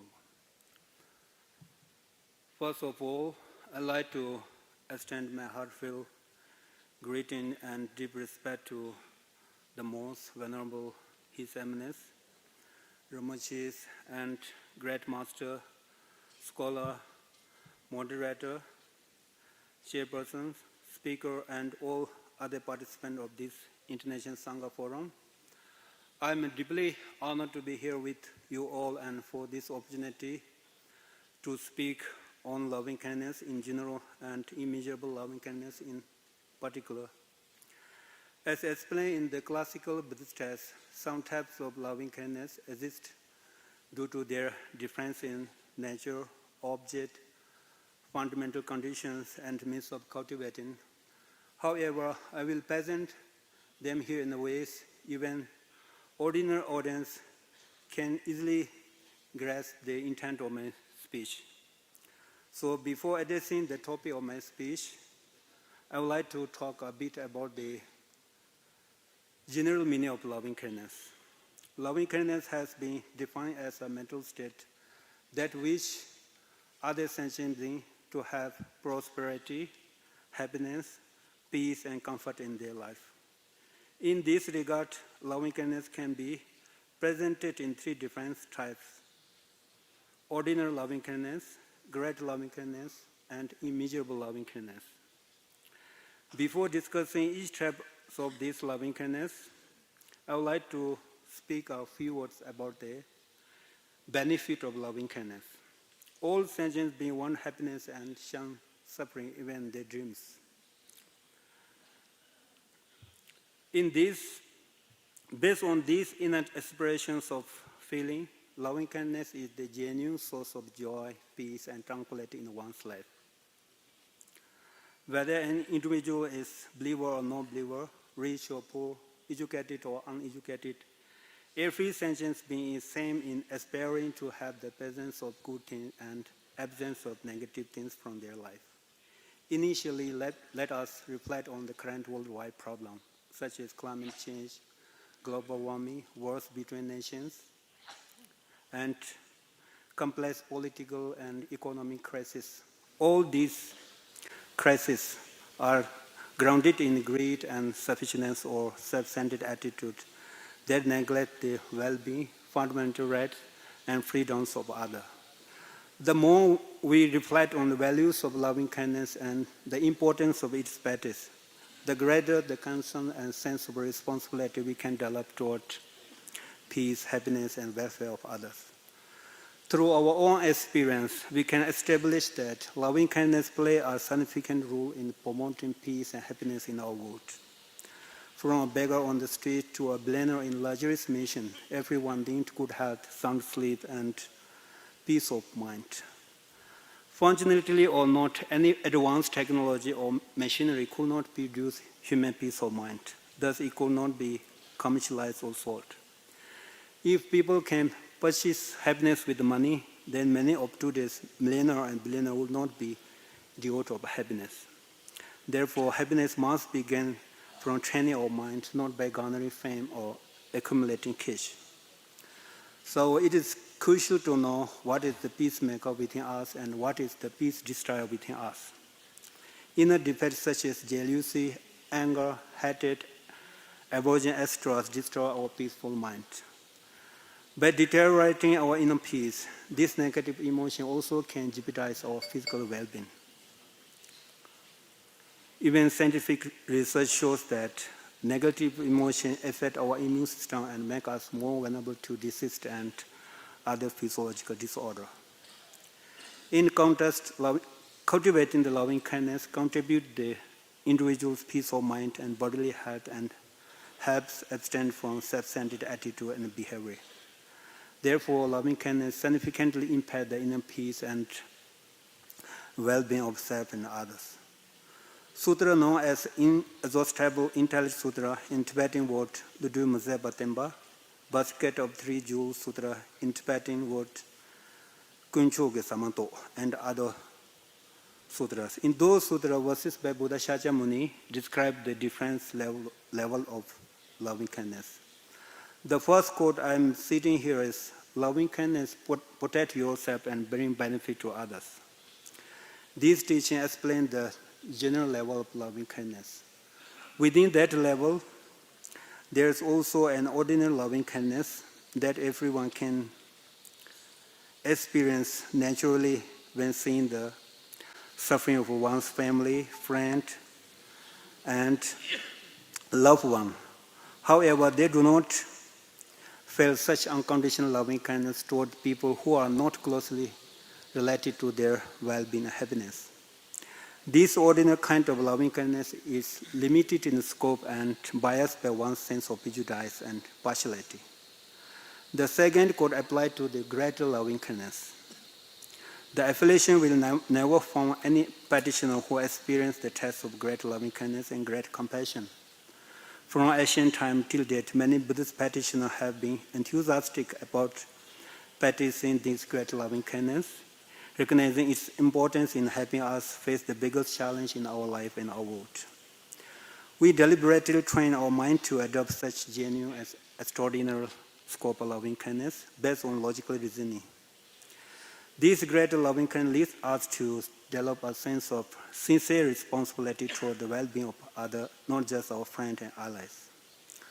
People may ask how we should develop such loving kindness within us and whether an individual is capable of generating such impartial loving kindness. Well, to generate a genuine loving kindness within our mental consciousness, first we understand the three levels of suffering: the suffering of change, and the suffering of composition factor. The suffering of suffering is, for example, that of seeing a person who has migraine headache, stomach cancer, or other chronic disease and is in obvious physical pain, it is easy for us to spontaneously generate a sense of loving and kind attitude toward that person. However, it is a challenge to develop this same attitude toward those plagued with the suffering of change and suffering of composition factor without understanding the suffering known in Sanskrit as dukkha. From a broader perspective of dukkha or suffering, all sentient beings and things in the samsara or the enlightened world are subject to change, decline, decay, and cessation or death. And these suffering of change and composition factor are painful. We often tend to envy people with great material wealth or attractive physical appearance and think they do not suffer, even though those conditions will change with time. This envy may hamper us from feeling loving kindness toward them, but recognizing that temporary wealth or beauty does not protect people from suffering allow us to see that they are like us, yearning for happiness and not wanting to suffer. With this recognition of common ground, we can cultivate loving kindness toward all sentient beings regardless of status, beauty, or other temporal features. Another obstacle hampering our development of loving kindness is disregarding how much others have helped us in our own life. Sometimes the settling of loving kindness remains immature, like a toddler throughout a person's lifetime. This limited growth of loving kindness is primarily due to the person's lack of understanding of their interdependent nature. They mistakenly perceive the self, thinking oneself is sufficient and independent. For instance, many people believe they become mature, educated, rich, or famous solely because of their intelligence and hard work. They often need help seeing how other people directly or indirectly contribute to their achievement. There will no individual achievement without contribution from others. Thus, our perspective of an independent self is unfounded and mistaken. When we recognize this interdependent perspective of self, we create better ground for nurturing and growing genuine loving kindness for all, even those we do not know. Without the contributions of many different people, our life will not be as safe and comfortable as we are today. Shantideva, the great Indian Buddhist master, has said, whatever joy there is in this world, all comes from desiring others to be happy. And whatever suffering there is in this world, all comes from desiring myself to be happy. He advised that we extend our loving kindness toward our family, friends, supporter, and even so-called enemy. Our happiness is related to relieving the suffering of all. As mentioned above, it may be much easier to feel loving kindness to our family, friend, and supporter who care for us and say good things about us rather than toward people who challenge and mistreat us. Some people even dehumanize their so-called enemy, believing that their enemies are inferior and they do not deserve kindness or love. From the Buddhist perspective, nothing is perfect and infallible on its own. The category of good and bad, or friend and enemy, are mainly created by one's mental labeling of that person. If we focus more on the negative side of that person, we are likely to label that person as our enemy. If we focus more on the positive side of that person, we may see that person as a potential friend. Thus, we have full potential and freedom to change a person from stranger into a friend into an enemy, or enemy into a friend. Therefore, what we see as an enemy or friend is a projection of our mind. If we think from a different viewpoint, today's best friend can become our worst enemy tomorrow. Look at the global history. Many allies have turned into enemy, and many enemies have turned into partner. From such a logical viewpoint, our enemy challenge us to be kind, loving, understanding, and compassionate. They provide us opportunities to practice the values we cherish and preach. Unlike our family, who pamper us with praise and support, our rival tests our commitment and thus strengthens us in our human practice.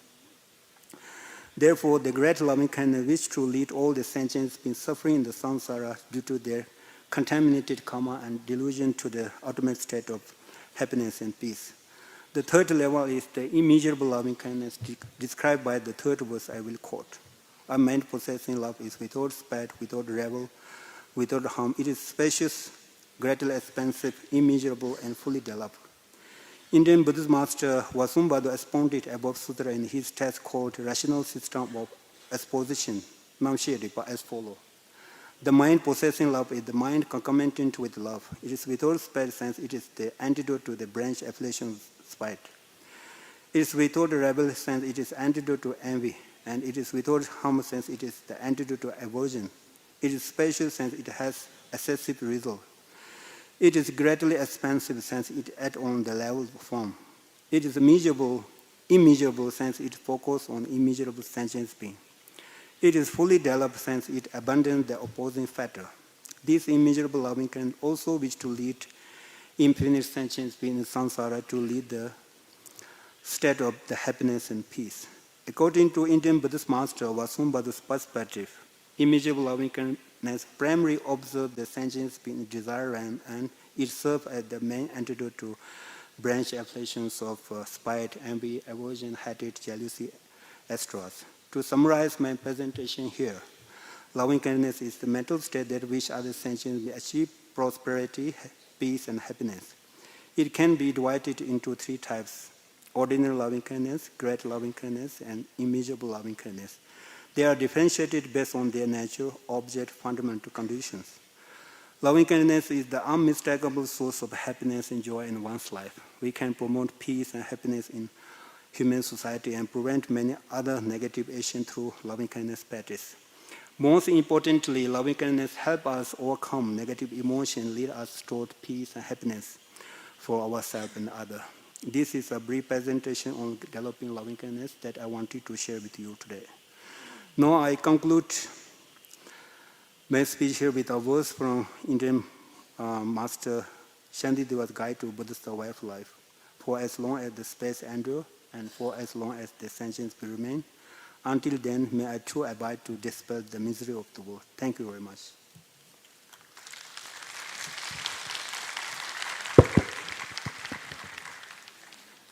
Thank you, Geshe Losang Yimala, for your wonderful presentation on the loving kindness with respect to its application and practicality and benefits of really internalizing or integrating this practice in our day-to-day life.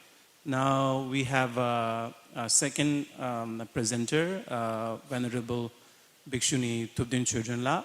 And to make a brief sort of introduction, Thubden Chodronla graduated with the BA in History from UCLA in 1971, and she has been resident teacher at Amitabha Buddhist Center in Singapore, at Dharma Friendship Foundation in Seattle, and is the founder and abbey of Saraswati Abbey in Newport, Washington, USA, one of the few monasteries for the Western monastic in Tibetan tradition in the United States.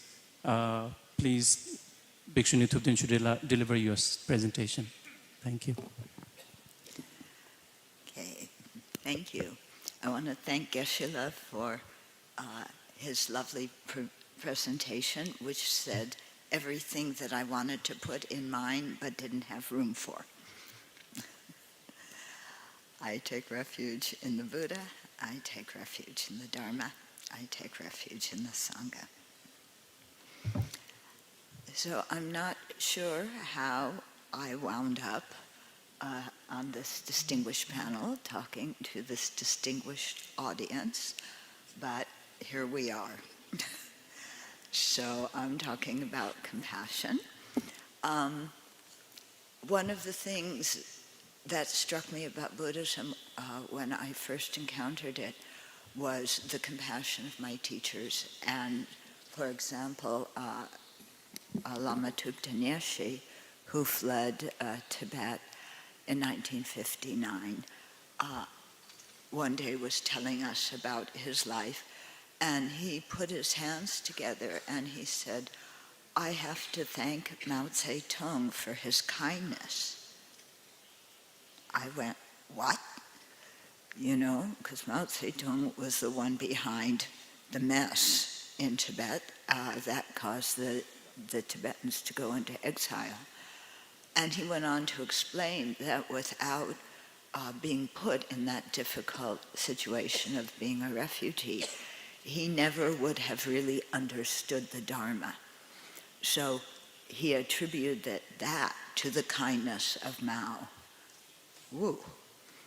And then hearing His Holiness talk about a monk that had escaped from Tibet, finally, after being imprisoned for many, many years. And His Holiness asked that monk, when you were imprisoned and tortured, what was your greatest fear? And that monk said, losing my compassion towards the guards and the people who were torturing me. What? Yeah, I mean, this is unheard of. And so I said, there's something here in Buddhism, and particularly with the Tibetan presentation and Shantideva's talk, which Geshe-la covered so nicely. So here in talking about compassion, I'm talking about a mental state that wishes sentient beings to be free of dukkha, which is commonly translated as suffering, but suffering is a bad translation, that wants to be free of dukkha and its causes, which is a whole other subject we won't get into. What is also important to understand what compassion is not, okay? So compassion does not mean becoming personally distressed when we see others suffering. It isn't pity, feeling sorry for somebody. Compassion doesn't mean being a people pleaser, doing everything everybody wants you to do. And compassion does not make us weak. Compassion can be very effective in opposing injustice. Many people think compassion makes you weak. You can't impose injustice. You look at the example of His Holiness Dalai Lama and how he handles the situation between the Tibetans and the Communist Chinese. And he's showing that compassion is very strong as motivation to oppose injustice. So I had the privilege of working with His Holiness on a series of books called The Library of Wisdom and Compassion. And my favorite volume is volume 5, which is called In Praise of Great Compassion. And so that volume talks about compassion in the Pali tradition, in the Sanskrit tradition as it's practiced in the Chinese Buddhism, and also into the Tibetan tradition. So I want to go through briefly how it's done in these three traditions. So in the Pali tradition, your object is somebody who's suffering. You cultivate compassion for them. If that person who has created such negativity looks happy to you at this moment, and you think, how can I have compassion for them? Just remember the karmic results they're going to experience, and then compassion will arise for them. So you start out with a person who is experiencing great manifest misery, and then follow that by compassion for a person who is dear, then a neutral person, and then finally somebody who is an enemy. Okay? And after that, so you're dealing here with individuals. Then the next step is to break down the barriers between these four kinds of people by seeing four individuals, ourselves, dear ones, neutral people, and enemies, as equal in wanting happiness and not suffering, and generate compassion for them equally. When the barriers have been dropped between bias towards these four groups of people, then we extend compassion in all the directions, and the counterpart sign appears. You can attain access concentration at that point. And then by repeatedly meditating on the countersign, the first three jhanas are attained. I also like in the Pali tradition how they look at the four immeasurables as in our daily life, so that our typical response to people should be metta, loving kindness, and openness to meeting anybody. Yeah, so it's not meeting new people and being suspicious. It's not looking at them to see how we can manipulate them and get what we want. It's just an openness and a friendliness. When those people then experience suffering, we have compassion, karuna. When they have good events happen to them, rather than getting jealous, we experience joy and rejoice. And when they are having difficulties and we try and help them, but they aren't very open to our help, then we have equanimity. So in the East Asian tradition with Chinese Buddhism, they use this method taught in the Pali tradition as well to cultivate compassion. And then they also have another meditation which involves 7 groups of people. And here you think about, let's see, you think about your friends and relatives, the juniors, the people who you're responsible to. You think about their kindness, then you think you generate compassion for when they suffer. You think also about their enemies, those who harm your dear ones, those who harm friends, those who harm neutral people, or those who harm your juniors, and have developed compassion for all of these people equally. Also, in the Chinese tradition, they have what's called the 4 great vows, which, where did it go? Countless are sentient beings. I vow to liberate them. Endless are defilements. I vow to eradicate them. Measureless are dharma doors. I vow to cultivate them. Supreme is the Buddha's way. I vow to attain it. So that synthesizes the Bodhisattva practice in the Zen, the Chan tradition. I remember reading these to one Tibetan geshe. He had never heard them before. He said, "These are fantastic." Yeah. So the last one, supreme is the Buddha's way. I vow to attain it. That's the generation of bodhicitta, the altruistic intention to become fully awakened so we can be of the most effective benefit to sentient beings. But to accomplish that, we need what's expressed in the first 3. Okay? So the first one, countless are sentient beings. I vow to liberate them. So this feels the dukkha of sentient beings as our own, and that is the first vow to liberate them. This leads to the second great vow, which is endless are defilements. I vow to eradicate them. So we want to eradicate the defilements of self and others. Measureless are dharma doors. I vow to cultivate them. This is, we're saying that we're going to be active in bringing this about. And then that brings the 4th one. Supreme are the Buddha's way. I vow to attain it. Then, in the Tibetan tradition,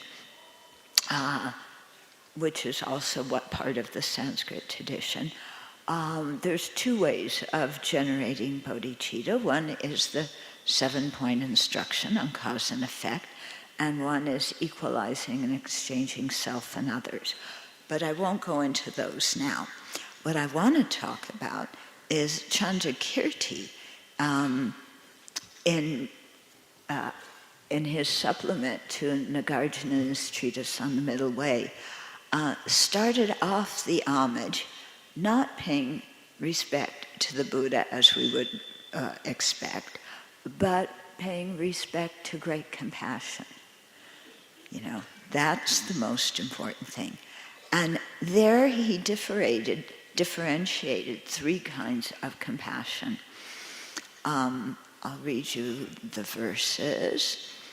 Okay, like a bucket in a well, migrators have no autonomy. First, with the thought I, they cling to a self. Then, with the thought mine, they become attached to things. I bow to this compassion that cares for migrators. Homage to that compassion for migrators, seen as evanescent and empty of inherent existence, like a moon in rippling water. So 2 short verses, very profound. The first one, compassion observing sentient beings, observes sentient beings who migrate from one life to the other in samsara, going up and down, getting battered. They're like a bucket going up and down in a well. They get battered. They're under the control of the person operating the pulley. They go down to lower realms very easily, but it's difficult to pull them up, and so on. The second compassion Chandrakirti talked about was the compassion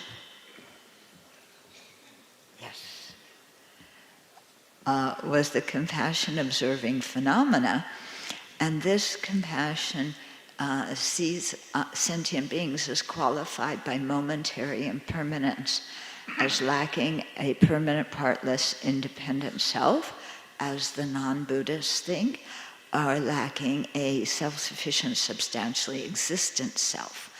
And so this depends on first meditating on impermanence, and then, while the mind is still under the influence of that meditation, thinking about sentient beings being impermanent and the dukkha they experience because of that, and generating compassion for them.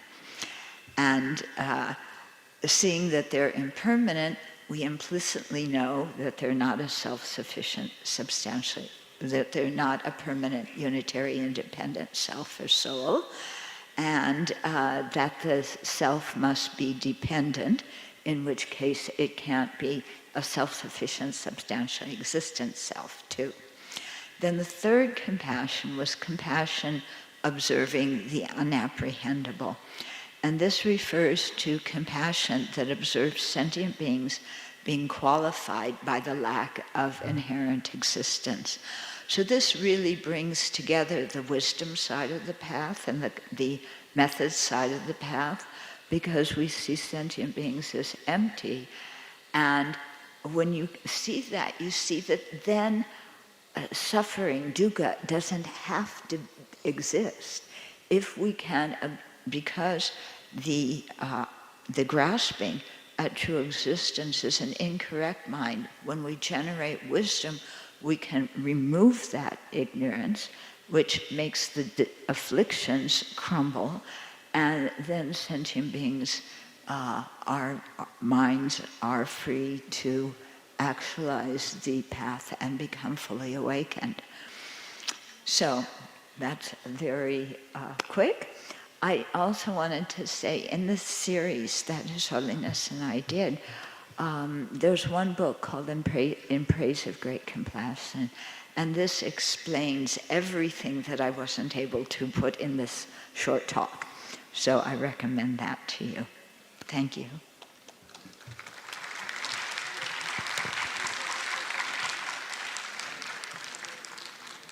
Thank you so much, Bhikshuni Thubden Chudrenla, for your wonderful presentation on the cultivation of compassion and bodhicitta, and particularly integrating the instructions presented in different traditions for the cultivation of this such a wonderful, effective mental quality. And for the next speaker, we have Venerable Dr. Upanand Thero.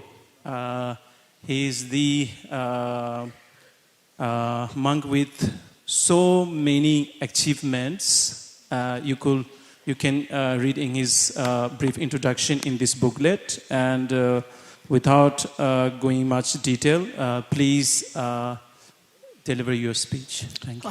Thank you very much, Chairperson, sir. First, I would like to say thanks to the organizers committee that they gave me a chance to stand here. And very good afternoon to all Venerable Sanghas and Namo Buddhaya to all of you. I am honored to stand before you today to explore a profound aspect of human emotions and spiritual development, immersible sympathetic joy or mudita. Immersible sympathetic joy or mudita is a profound concept rooted in ancient wisdom traditions, notably Buddha Dhamma, immersing the essence of boundless joy derived from the happiness and success of others. Mudita transcends jealousy and fosters genuine celebration. This transformative practice invites individuals to cultivate empathy, gratitude, and mindfulness, promoting emotional well-being and harmonious relationship. In a world often marked by competition, mudita stands as timeless reminder of the power of selfless joy is creating a compassionate and interacting existence. In this content, I would like to quote here His Holiness, the Great 14th Dalai Lama. He said, "It is important to understand how much your own happiness is linked to that others. There is no individual happiness totally independent of others." Mudita is the third of the four Brahmavihara of heart practice, often translated as a sympathetic joy or appreciative joy. Mudita is a quality of rejoicing in the joys of others, much as compassion is in kindness towards suffering. Mudita is a kindness towards the joy of others. A lot of focus on heart practice centers around the practices of compassion and loving kindness. The practice of mudita is generally less discussed, but it is an important quality to cultivate in our journey. Mudita meditation allows us to show up for others, appreciate their happiness, and work with the feelings of envy. The root of the Pali word mudita means to be pleased, to have a sense of gladness. The Buddha called mudita the mind deliverance of gladness, because this force of happiness actually liberates us. Unlike a state of mere existence of giddiness, the quality of sympathetic joy challenges our deep assumptions about aloneness, loss, and happiness, and shows us another possibility. It defeats many of the qualities of consciousness that bind us. So much of our unhappy condition is living being comes from the constructing effect of our negativity toward each other. We limit ourselves and we limit others.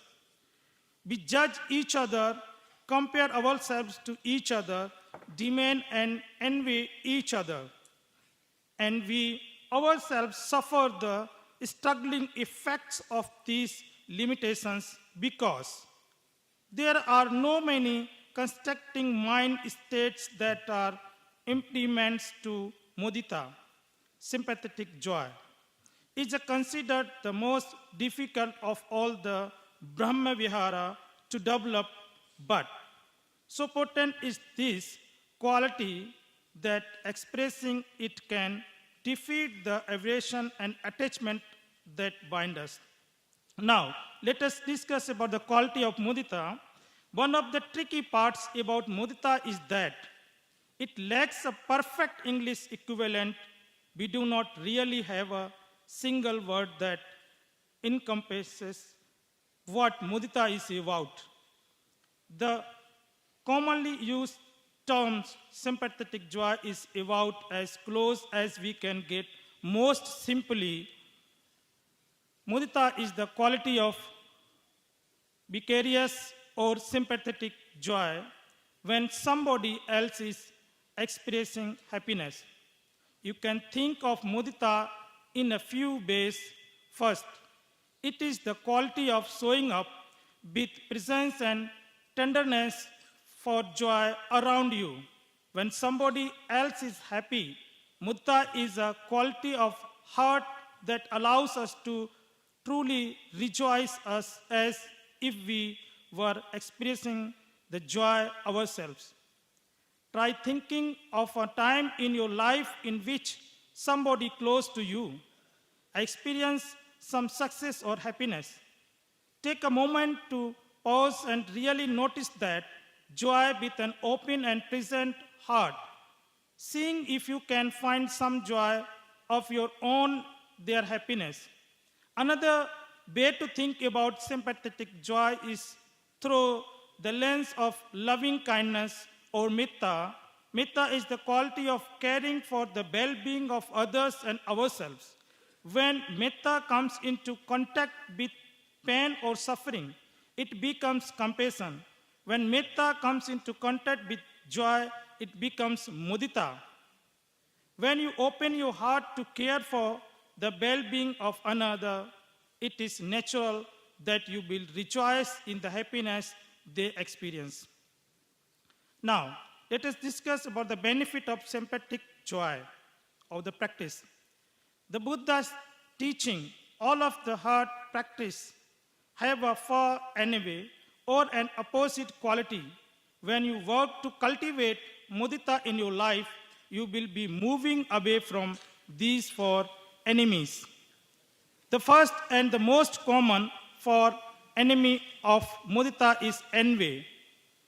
Envy is a common quality that can get in the way of experiencing joy for others, especially when dealing with a difficult person in our lives. We struggle to really appreciate their joy. Instead, we just fall into envy or ignore their success. With sympathetic joy practice, you can train the heart to appreciate these moments and free yourself from the grips of the jealousy. Another quality commonly cited as a far enemy for sympathetic joy is greed. Greed is one of the three unwholesome roots or basic causes of suffering in the Buddhism. The practice of mudita can help us really appreciate the moments of joy we experience in that others experience, rather than allowing the joy to come and go without appreciation or become fulfilled by the moments of joy. Another important benefit we receive from the practice of sympathetic joy is a collective and calm mind. Mudita is the samatha practice or a technique for building concentration. Mudita practice can serve as a way to focus, build concentration, and calm the mind. This helps us both in other meditation practices and in our daily lives. Now, let us discuss about the mudita practice. The cultivate mudita you can use mudita meditation practice. There are many ways to practice mudita here. I'm going to discuss a few methods that work for us. It is also important to investigate mudita practice in daily life and showing up for others. Like other practice of the heart, sympathetic joy requires mindfulness and awareness.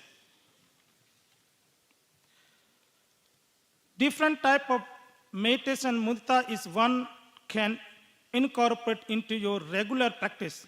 Although there are many different ways you can cultivate sympathetic joy. To start a period of mudita meditation, recommended sitting upright if possible. As you settle into your practice, connect with your heart right away. Sit in a way that feels kind and gentle. Allow the body to relax and invite in a sense of ease. You can spend a few minutes focusing on the body or the breath if you like to help yourself settle. You can start the mudita practice by bringing to mind somebody in your life that falls under the category of good friend. This can be a loved one, a family member, a friend, or maybe a teacher.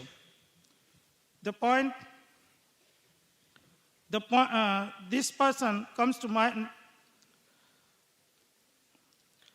This person comes to your mind. See if you can picture them experience happiness. Maybe you know a time recently in which they experienced some joy. If you try to picture the person smiling, the contentment with the intention of caring for others, happiness and showing up for the being some here.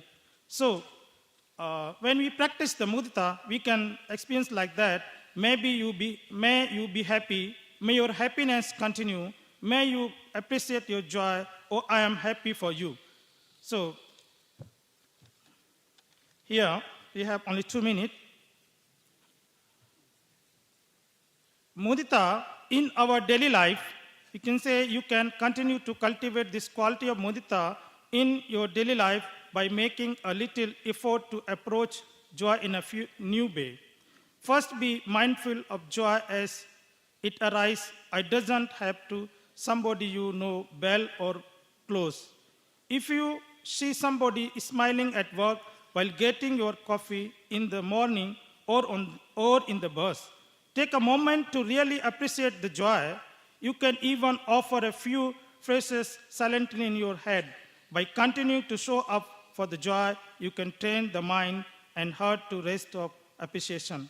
Another practice that I have found helpful in the cultivation of mudita in daily life is the simple practice of pushing to appreciate the joy you experience personally. Be on the lookout for the things that make you happy. They don't have to be big things. Maybe you see a pretty flower, accomplish a task, or get to see a loved one. As this experience arises, pause and pay attention to the bodily mental experience. Now, in the conclusion, immeasurable sympathetic joy or mudita stands as a weekend of compassion in a world often overshadowed by envy and competition. By cultivating this bundleless joy, individuals not only enhance their own well-being, but also contribute to the creation of a more harmonious and interconnected society. As we strive to navigate to complexities of human emotions, let us embrace the transformative power of mudita and work towards a world where the happiness of one becomes the joy of all. May the vision of longevity of Buddha Dhamma come true through this forum. Thank you very much for listening us patiently. Thank you very much.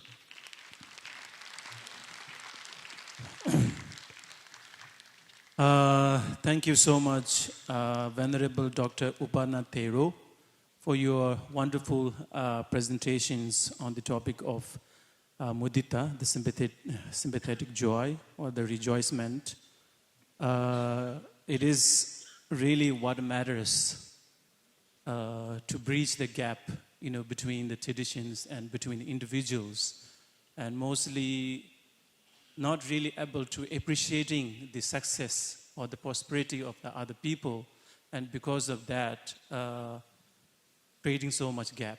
And thank you so much for presenting on that part. And now for the next speaker, we have Venerable Pramaha Amornvit Yimken. Sorry for the pronunciation. He is the Bachelor of Arts in Religious Studies from Mehodul University, Thailand, and also his commitment to fostering holistic well-being and career satisfaction through the integration of Thai traditional medicine and Dharma training reflects a dedication to nurturing students' personal and professional growth. Please deliver your speech. Thank you. I would like to pay respect to Venerable Chairman and all Sangha members here. I would like to present this paper on behalf of Venerable Bhikkhu Chotika, who is the meditation master of Mahachulalongkorn University in the class of certificate in Buddhist counseling psychology, who cannot present here. He is the author, together with Mr. Supong, who work with the Appamanna and Pochanka practice in Mahachulalongkorn University, and for the Buddhist counselors who work with patients in hospitals. In this session, we discuss about Appamanna. We start from Metta, Karuna, Mudita. And for the last paper presented now is about Upekkha. Firstly, I would like to make it clear about the definition of Upekkha I mentioned in this paper. Upekkha in Appamanna is different from Upekkha in Vedana. Upekkha here is not indifference, it's not Upekkha Vedana, it's not the feeling that is not happy and unhappy. But Upekkha here is equanimity, the quality of mind based on wisdom, panya, the understanding of the truth and the situation. For example, when the doctor try to help patients, they have loving kindness. The doctor have the compassion, and the doctor wants to help the patients to be relieved from both physical and mental suffering. But sometimes the patient does not get better, or even sometimes the patients die. How to heal the mind of the doctors who try their best to help the patients, but he can't. At that state of the mind, the doctor needs to be practiced and well trained enough to have the quality of their minds to be with that situation, with love, with good willing to help, but he can't. In that situation, the quality of the mind with all panya and be equanimity, in that situation we call Upekkha. So in this paper, Venerable Bhikkhu Chotika, he designed the course to practice the Buddhist counselor to have both the quality of the mind and panya. The mind is Appamanna, Metta, Karuna, Mudita, and Upekkha. And he also practiced the Buddhist counselor to have the wisdom how to think about and understand the situation by practice the quality of Pochanka by two methods is Metta Bhavana and Vipassana. This paper presents the fusion of wisdom and love together by the technique of Metta Bhavana and Vipassana. And we work together between Buddhist monk and the psychologist in order to train the Buddhist counselor by the Buddhist psychological techniques in order to help people, including patients, their families, and doctors. Next slide, please. The objective of the article is to propose a novel perspective and approach for cultivating essential inner quality in Buddhist counseling who work in hospital where there are a lot of suffering, especially dosa. Dosa occurs when we get what we don't want. We don't want to be sick. We don't want to lose our beloved one. And when we have to go to hospital, there are many things that arouse dosa in our mind. Venerable Chotika Bhikkhu worked as the volunteer in a hospital. He is a member of Buddhist volunteer group called Kilana Dhamma, comprised of monks from different temples. And then he found this problem and he designed the course to practice both the patient and the caregivers to have the quality of the mind, love and wisdom. And his model is to practice two techniques. We can go to the 7th slide, slide number 7. This is the previous one. This is very interesting model. The outcome is upekha. On the lower path, we practice from metta, karuna, mudita, and then upekha. Upekha is not the 4th step, but it's the 4 scenarios that we can use when we found people who is suffering. We use karuna. And when we can do nothing, we have to develop the quality of upekha in our mind.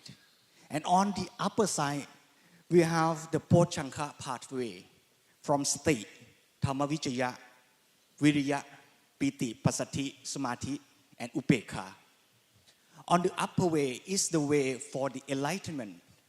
It starts from Vipassana practice. And at the end of this all 2 groups of Dhamma is Upekha. It's the quality of the mind. And on the upper way, Pochanka pathway, we explain these 4 Dhamma not by steps.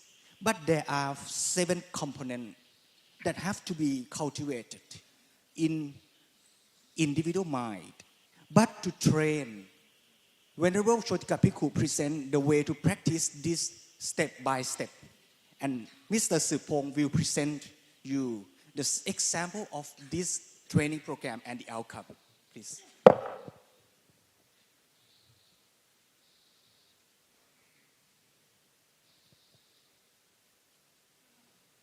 As a counseling psychologist in a large medical school in Thailand, I do counseling for patients and their caregivers while educating them on the issues of health behavior, psychological well-being, and personal growth, and yet extending to spiritual well-being and spiritual growth in some cases. My intention is to mix and match the traditional Buddhist practices and modern psychological approaches to therapy. Finally, we got the fine-tuned treatment program that emphasizes on 5 inner qualities, psychic energies, and dynamics of mental forces. We help our client to learn about how to cultivate these conditions and use them to create the essential components of the interconnected roots of Pochanka and Appamanna. In this process, empowerment is the key word. Our clients are empowered by doing it by themselves, and yet engaging professional supervision with us continually. We wish that after finish the program, they will respond to their life and mental challenges effectively and can achieve the main purposes of counseling, that is to alleviate the present suffering and facilitate the upcoming self-cultivation eventually. In 2020, my teacher, Piku Pochotika, proposed the integrated approach focusing on nurturing 5 inner qualities, including sati, sampachanya, metta, karuna, and courage. This approach aims to break through the comfort zone and move forward through the fear zone to learning zone and end at the growth zone. Now I invite you to imagine that you have a bow and an arrow in hands. You draw the arrow from the bow with your full force and point it directly to the heart of the target. That is Ubekha. The arrow represents the 5 inner qualities. In this scenario, Sati and Sampachanya plays crucial role in shaping the other inner quality, serving as the moderator that maintains a harmonious balance among metta, karuna, and courage. While courage with metta and karuna serve as a sharp and robust arrowhead, driving through the air to penetrate the target deeply. During one moment, these 5 inner qualities appear at the same time, and they are interdependent on one another. The components of sati and sampachanya can be referred as the core process, while the other 2 sets of elements constitute dual change processes. One is courage, and the other is metta and karuna. These change processes have distinct conditions of application contingent on the specific situation and challenges encountered. This figure shows a specific scenario in which courage serves as the primary mechanism for stimulating transformative powers, which is additionally reinforced by metta and karuna. These occur during moments when the mind of a Buddhist counselor or client experiences hesitation, doubt, anxiety, or fear of confrontation. Experiencing these ambiguous emotional states can lead to a diminished sense of empathy, or currently feelings of anger, or engagement in aggressive behaviors, or adopting a superior attitude over others. When interacting with individuals who may not understand their emotional state, one might face reaction dominated by anger, frustration, or dissatisfaction, then resulting in conflict, resistance, and non-cooperation in treatment plan. In this specific scenario, courage is essential for making peace and purpose. As the 14th Dalai Lama mentioned yesterday that the peace of mind is the purpose. Courage is necessary for remaining commitment on the meaningful path as well as in improving the counselor-client relationship while rebalancing its dynamics. This figure shows another specific situation where metta and karuna serve as a pivotal mechanisms for driving change, which is complemented by the empowering influence of courage. This comes into play when a Buddhist counselor or client experiences irritation, annoyance, sympathy, or fear of being unloved.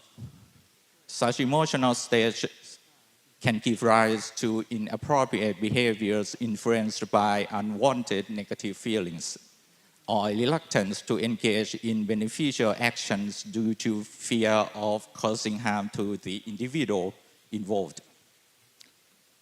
These challenges can block the processes of realization or self-actualization.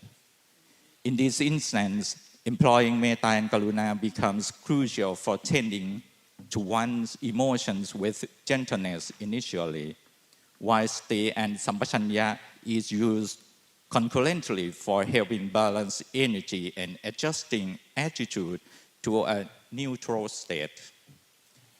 It also requires courage to confidently take sufficient and necessary actions at that moment. That is beneficial for problem solving and personal improvement. Buddha Dhamma is timeless and limitless, but our presentation time is going to be end up soon. So you can read more details about the foreign content in our article. We try to make room for imagination, ideas, and discussions, including inspiration for integrating Buddha Dhamma into the modern lifestyle. The model phases are divided into 3 phases, and each phase has distinct characteristics and success secret, which you can find details in the article. That's one of the that's one of the content that we are proud to present. 1 year ago, we did a pilot on a prototype of brief psychological counseling services 8 to 12 session program. The experimental results were satisfactory.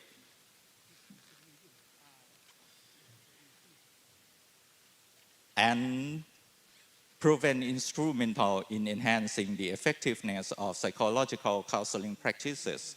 We also try out our program in various patient and caregiver groups across various health conditions such as stroke, dementia, and depression. And then we transfer our knowledges to colleagues as initial participants for doing replication of the experiment. We found that the states of empathy, courage, and genuineness within both Buddhist counselor and client are the key results. In the near future, we are going to do randomized controlled trial research in the hospital I worked for and in the setting of Kilanatama's network. With that, thank you.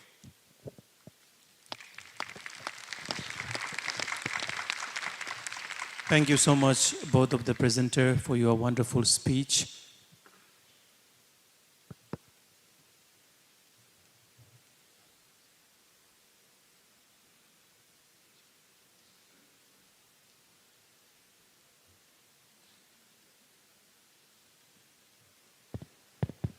Okay, my apologies for the session. Just a brief announcement. If any of our monastics who need to have lunch before 12, you can excuse yourself and go for lunch as we are going to move into the Q&A session. So the presentation is finished. So if you need to move for lunch before 12, you can move to lunch. The lunch for everyone is going to be on the opposite building. And for our most venerables, the guest speakers and the chairpersons would be on this second floor. Okay, thank you. And now we will proceed with our Q&A session. Thank you.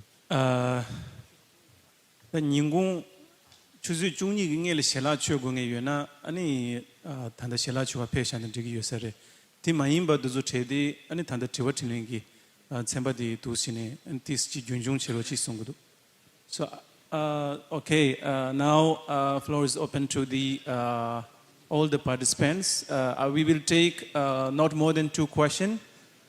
Anyone who has a question, please try to be brief and also specify which presenter you want to ask. Thank you. Any questions? Yes.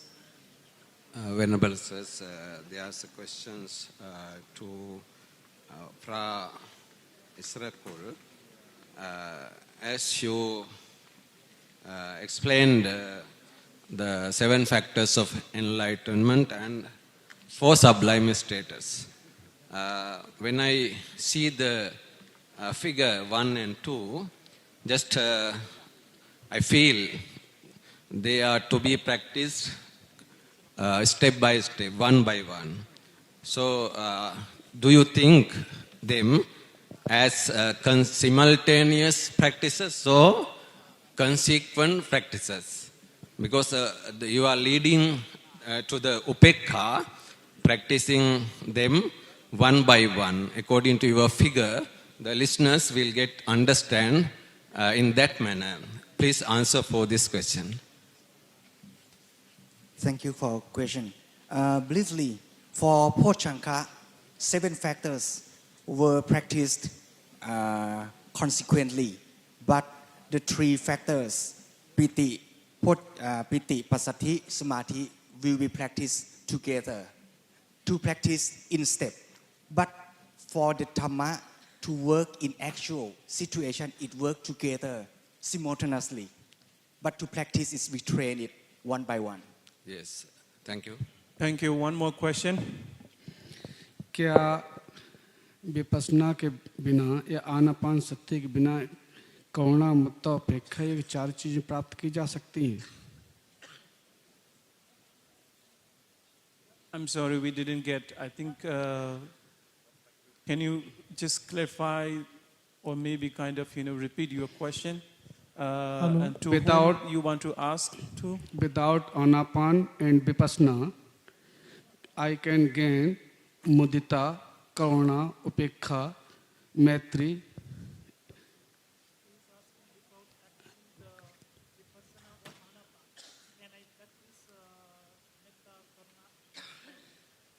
Yes, anyone who want to.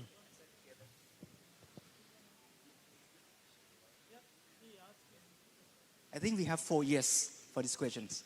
The answer is yes. Okay, I think, one last question.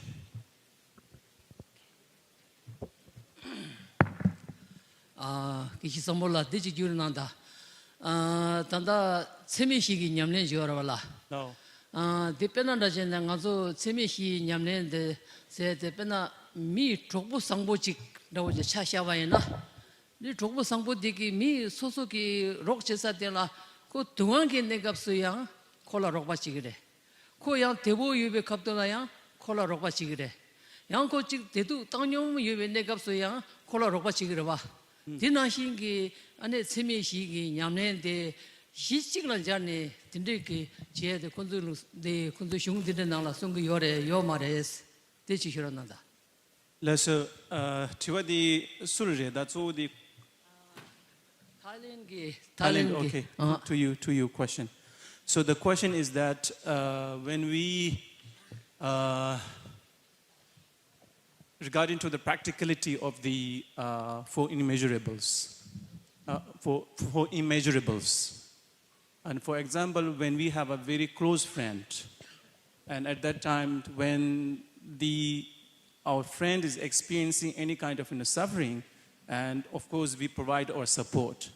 But also when our close friend is also having a good time, of course we always be there to support.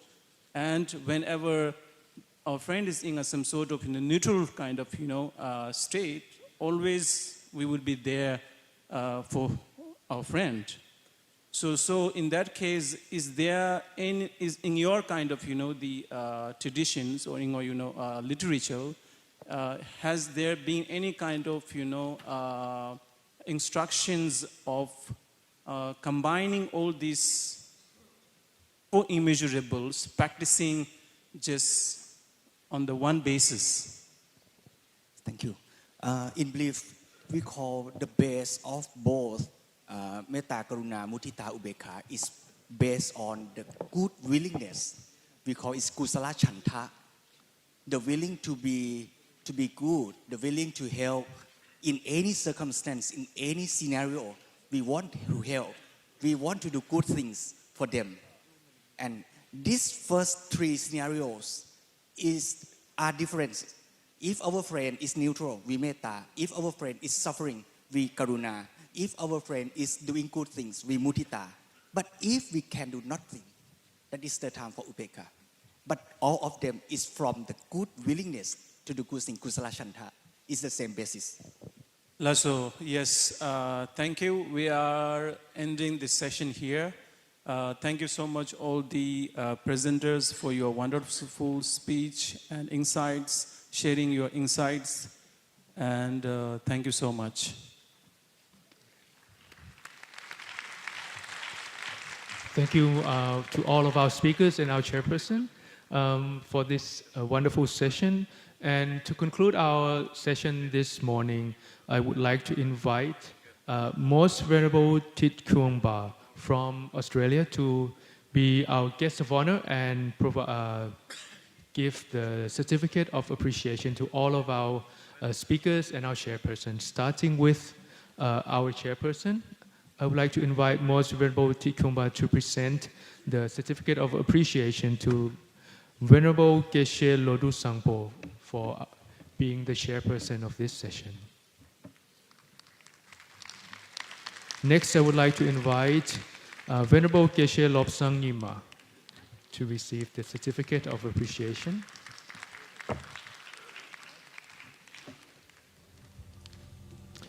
And next, I would like to invite Bhikkhuni Thopten Chodron to please receive the certificate of appreciation.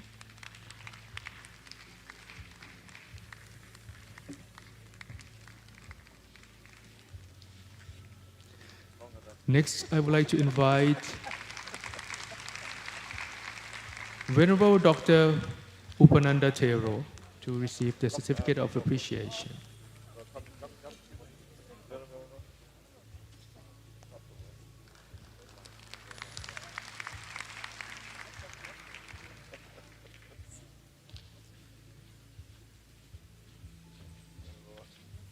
And next, I would like to invite Venerable Pranot Isarakun, and also to receive the certificate of appreciation on behalf of Venerable Prashotika Apipunyo, who could not be here today.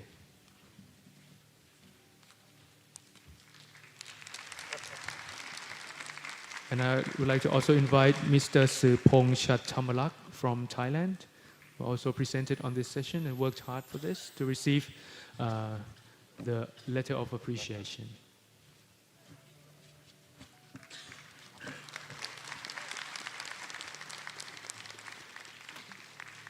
And to conclude this session, I would like to ask all of our guest speakers and our chairperson to take a group photo together to conclude this morning session.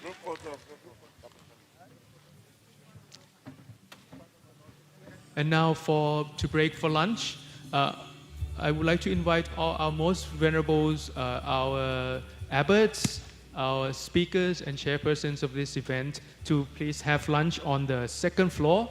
It's right next to the office on this building, the second floor of this building.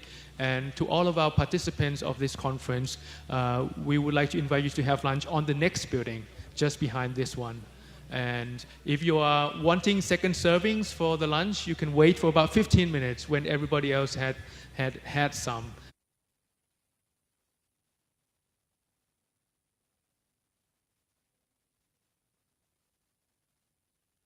1 o'clock in the afternoon, we're going to start our third session of the day.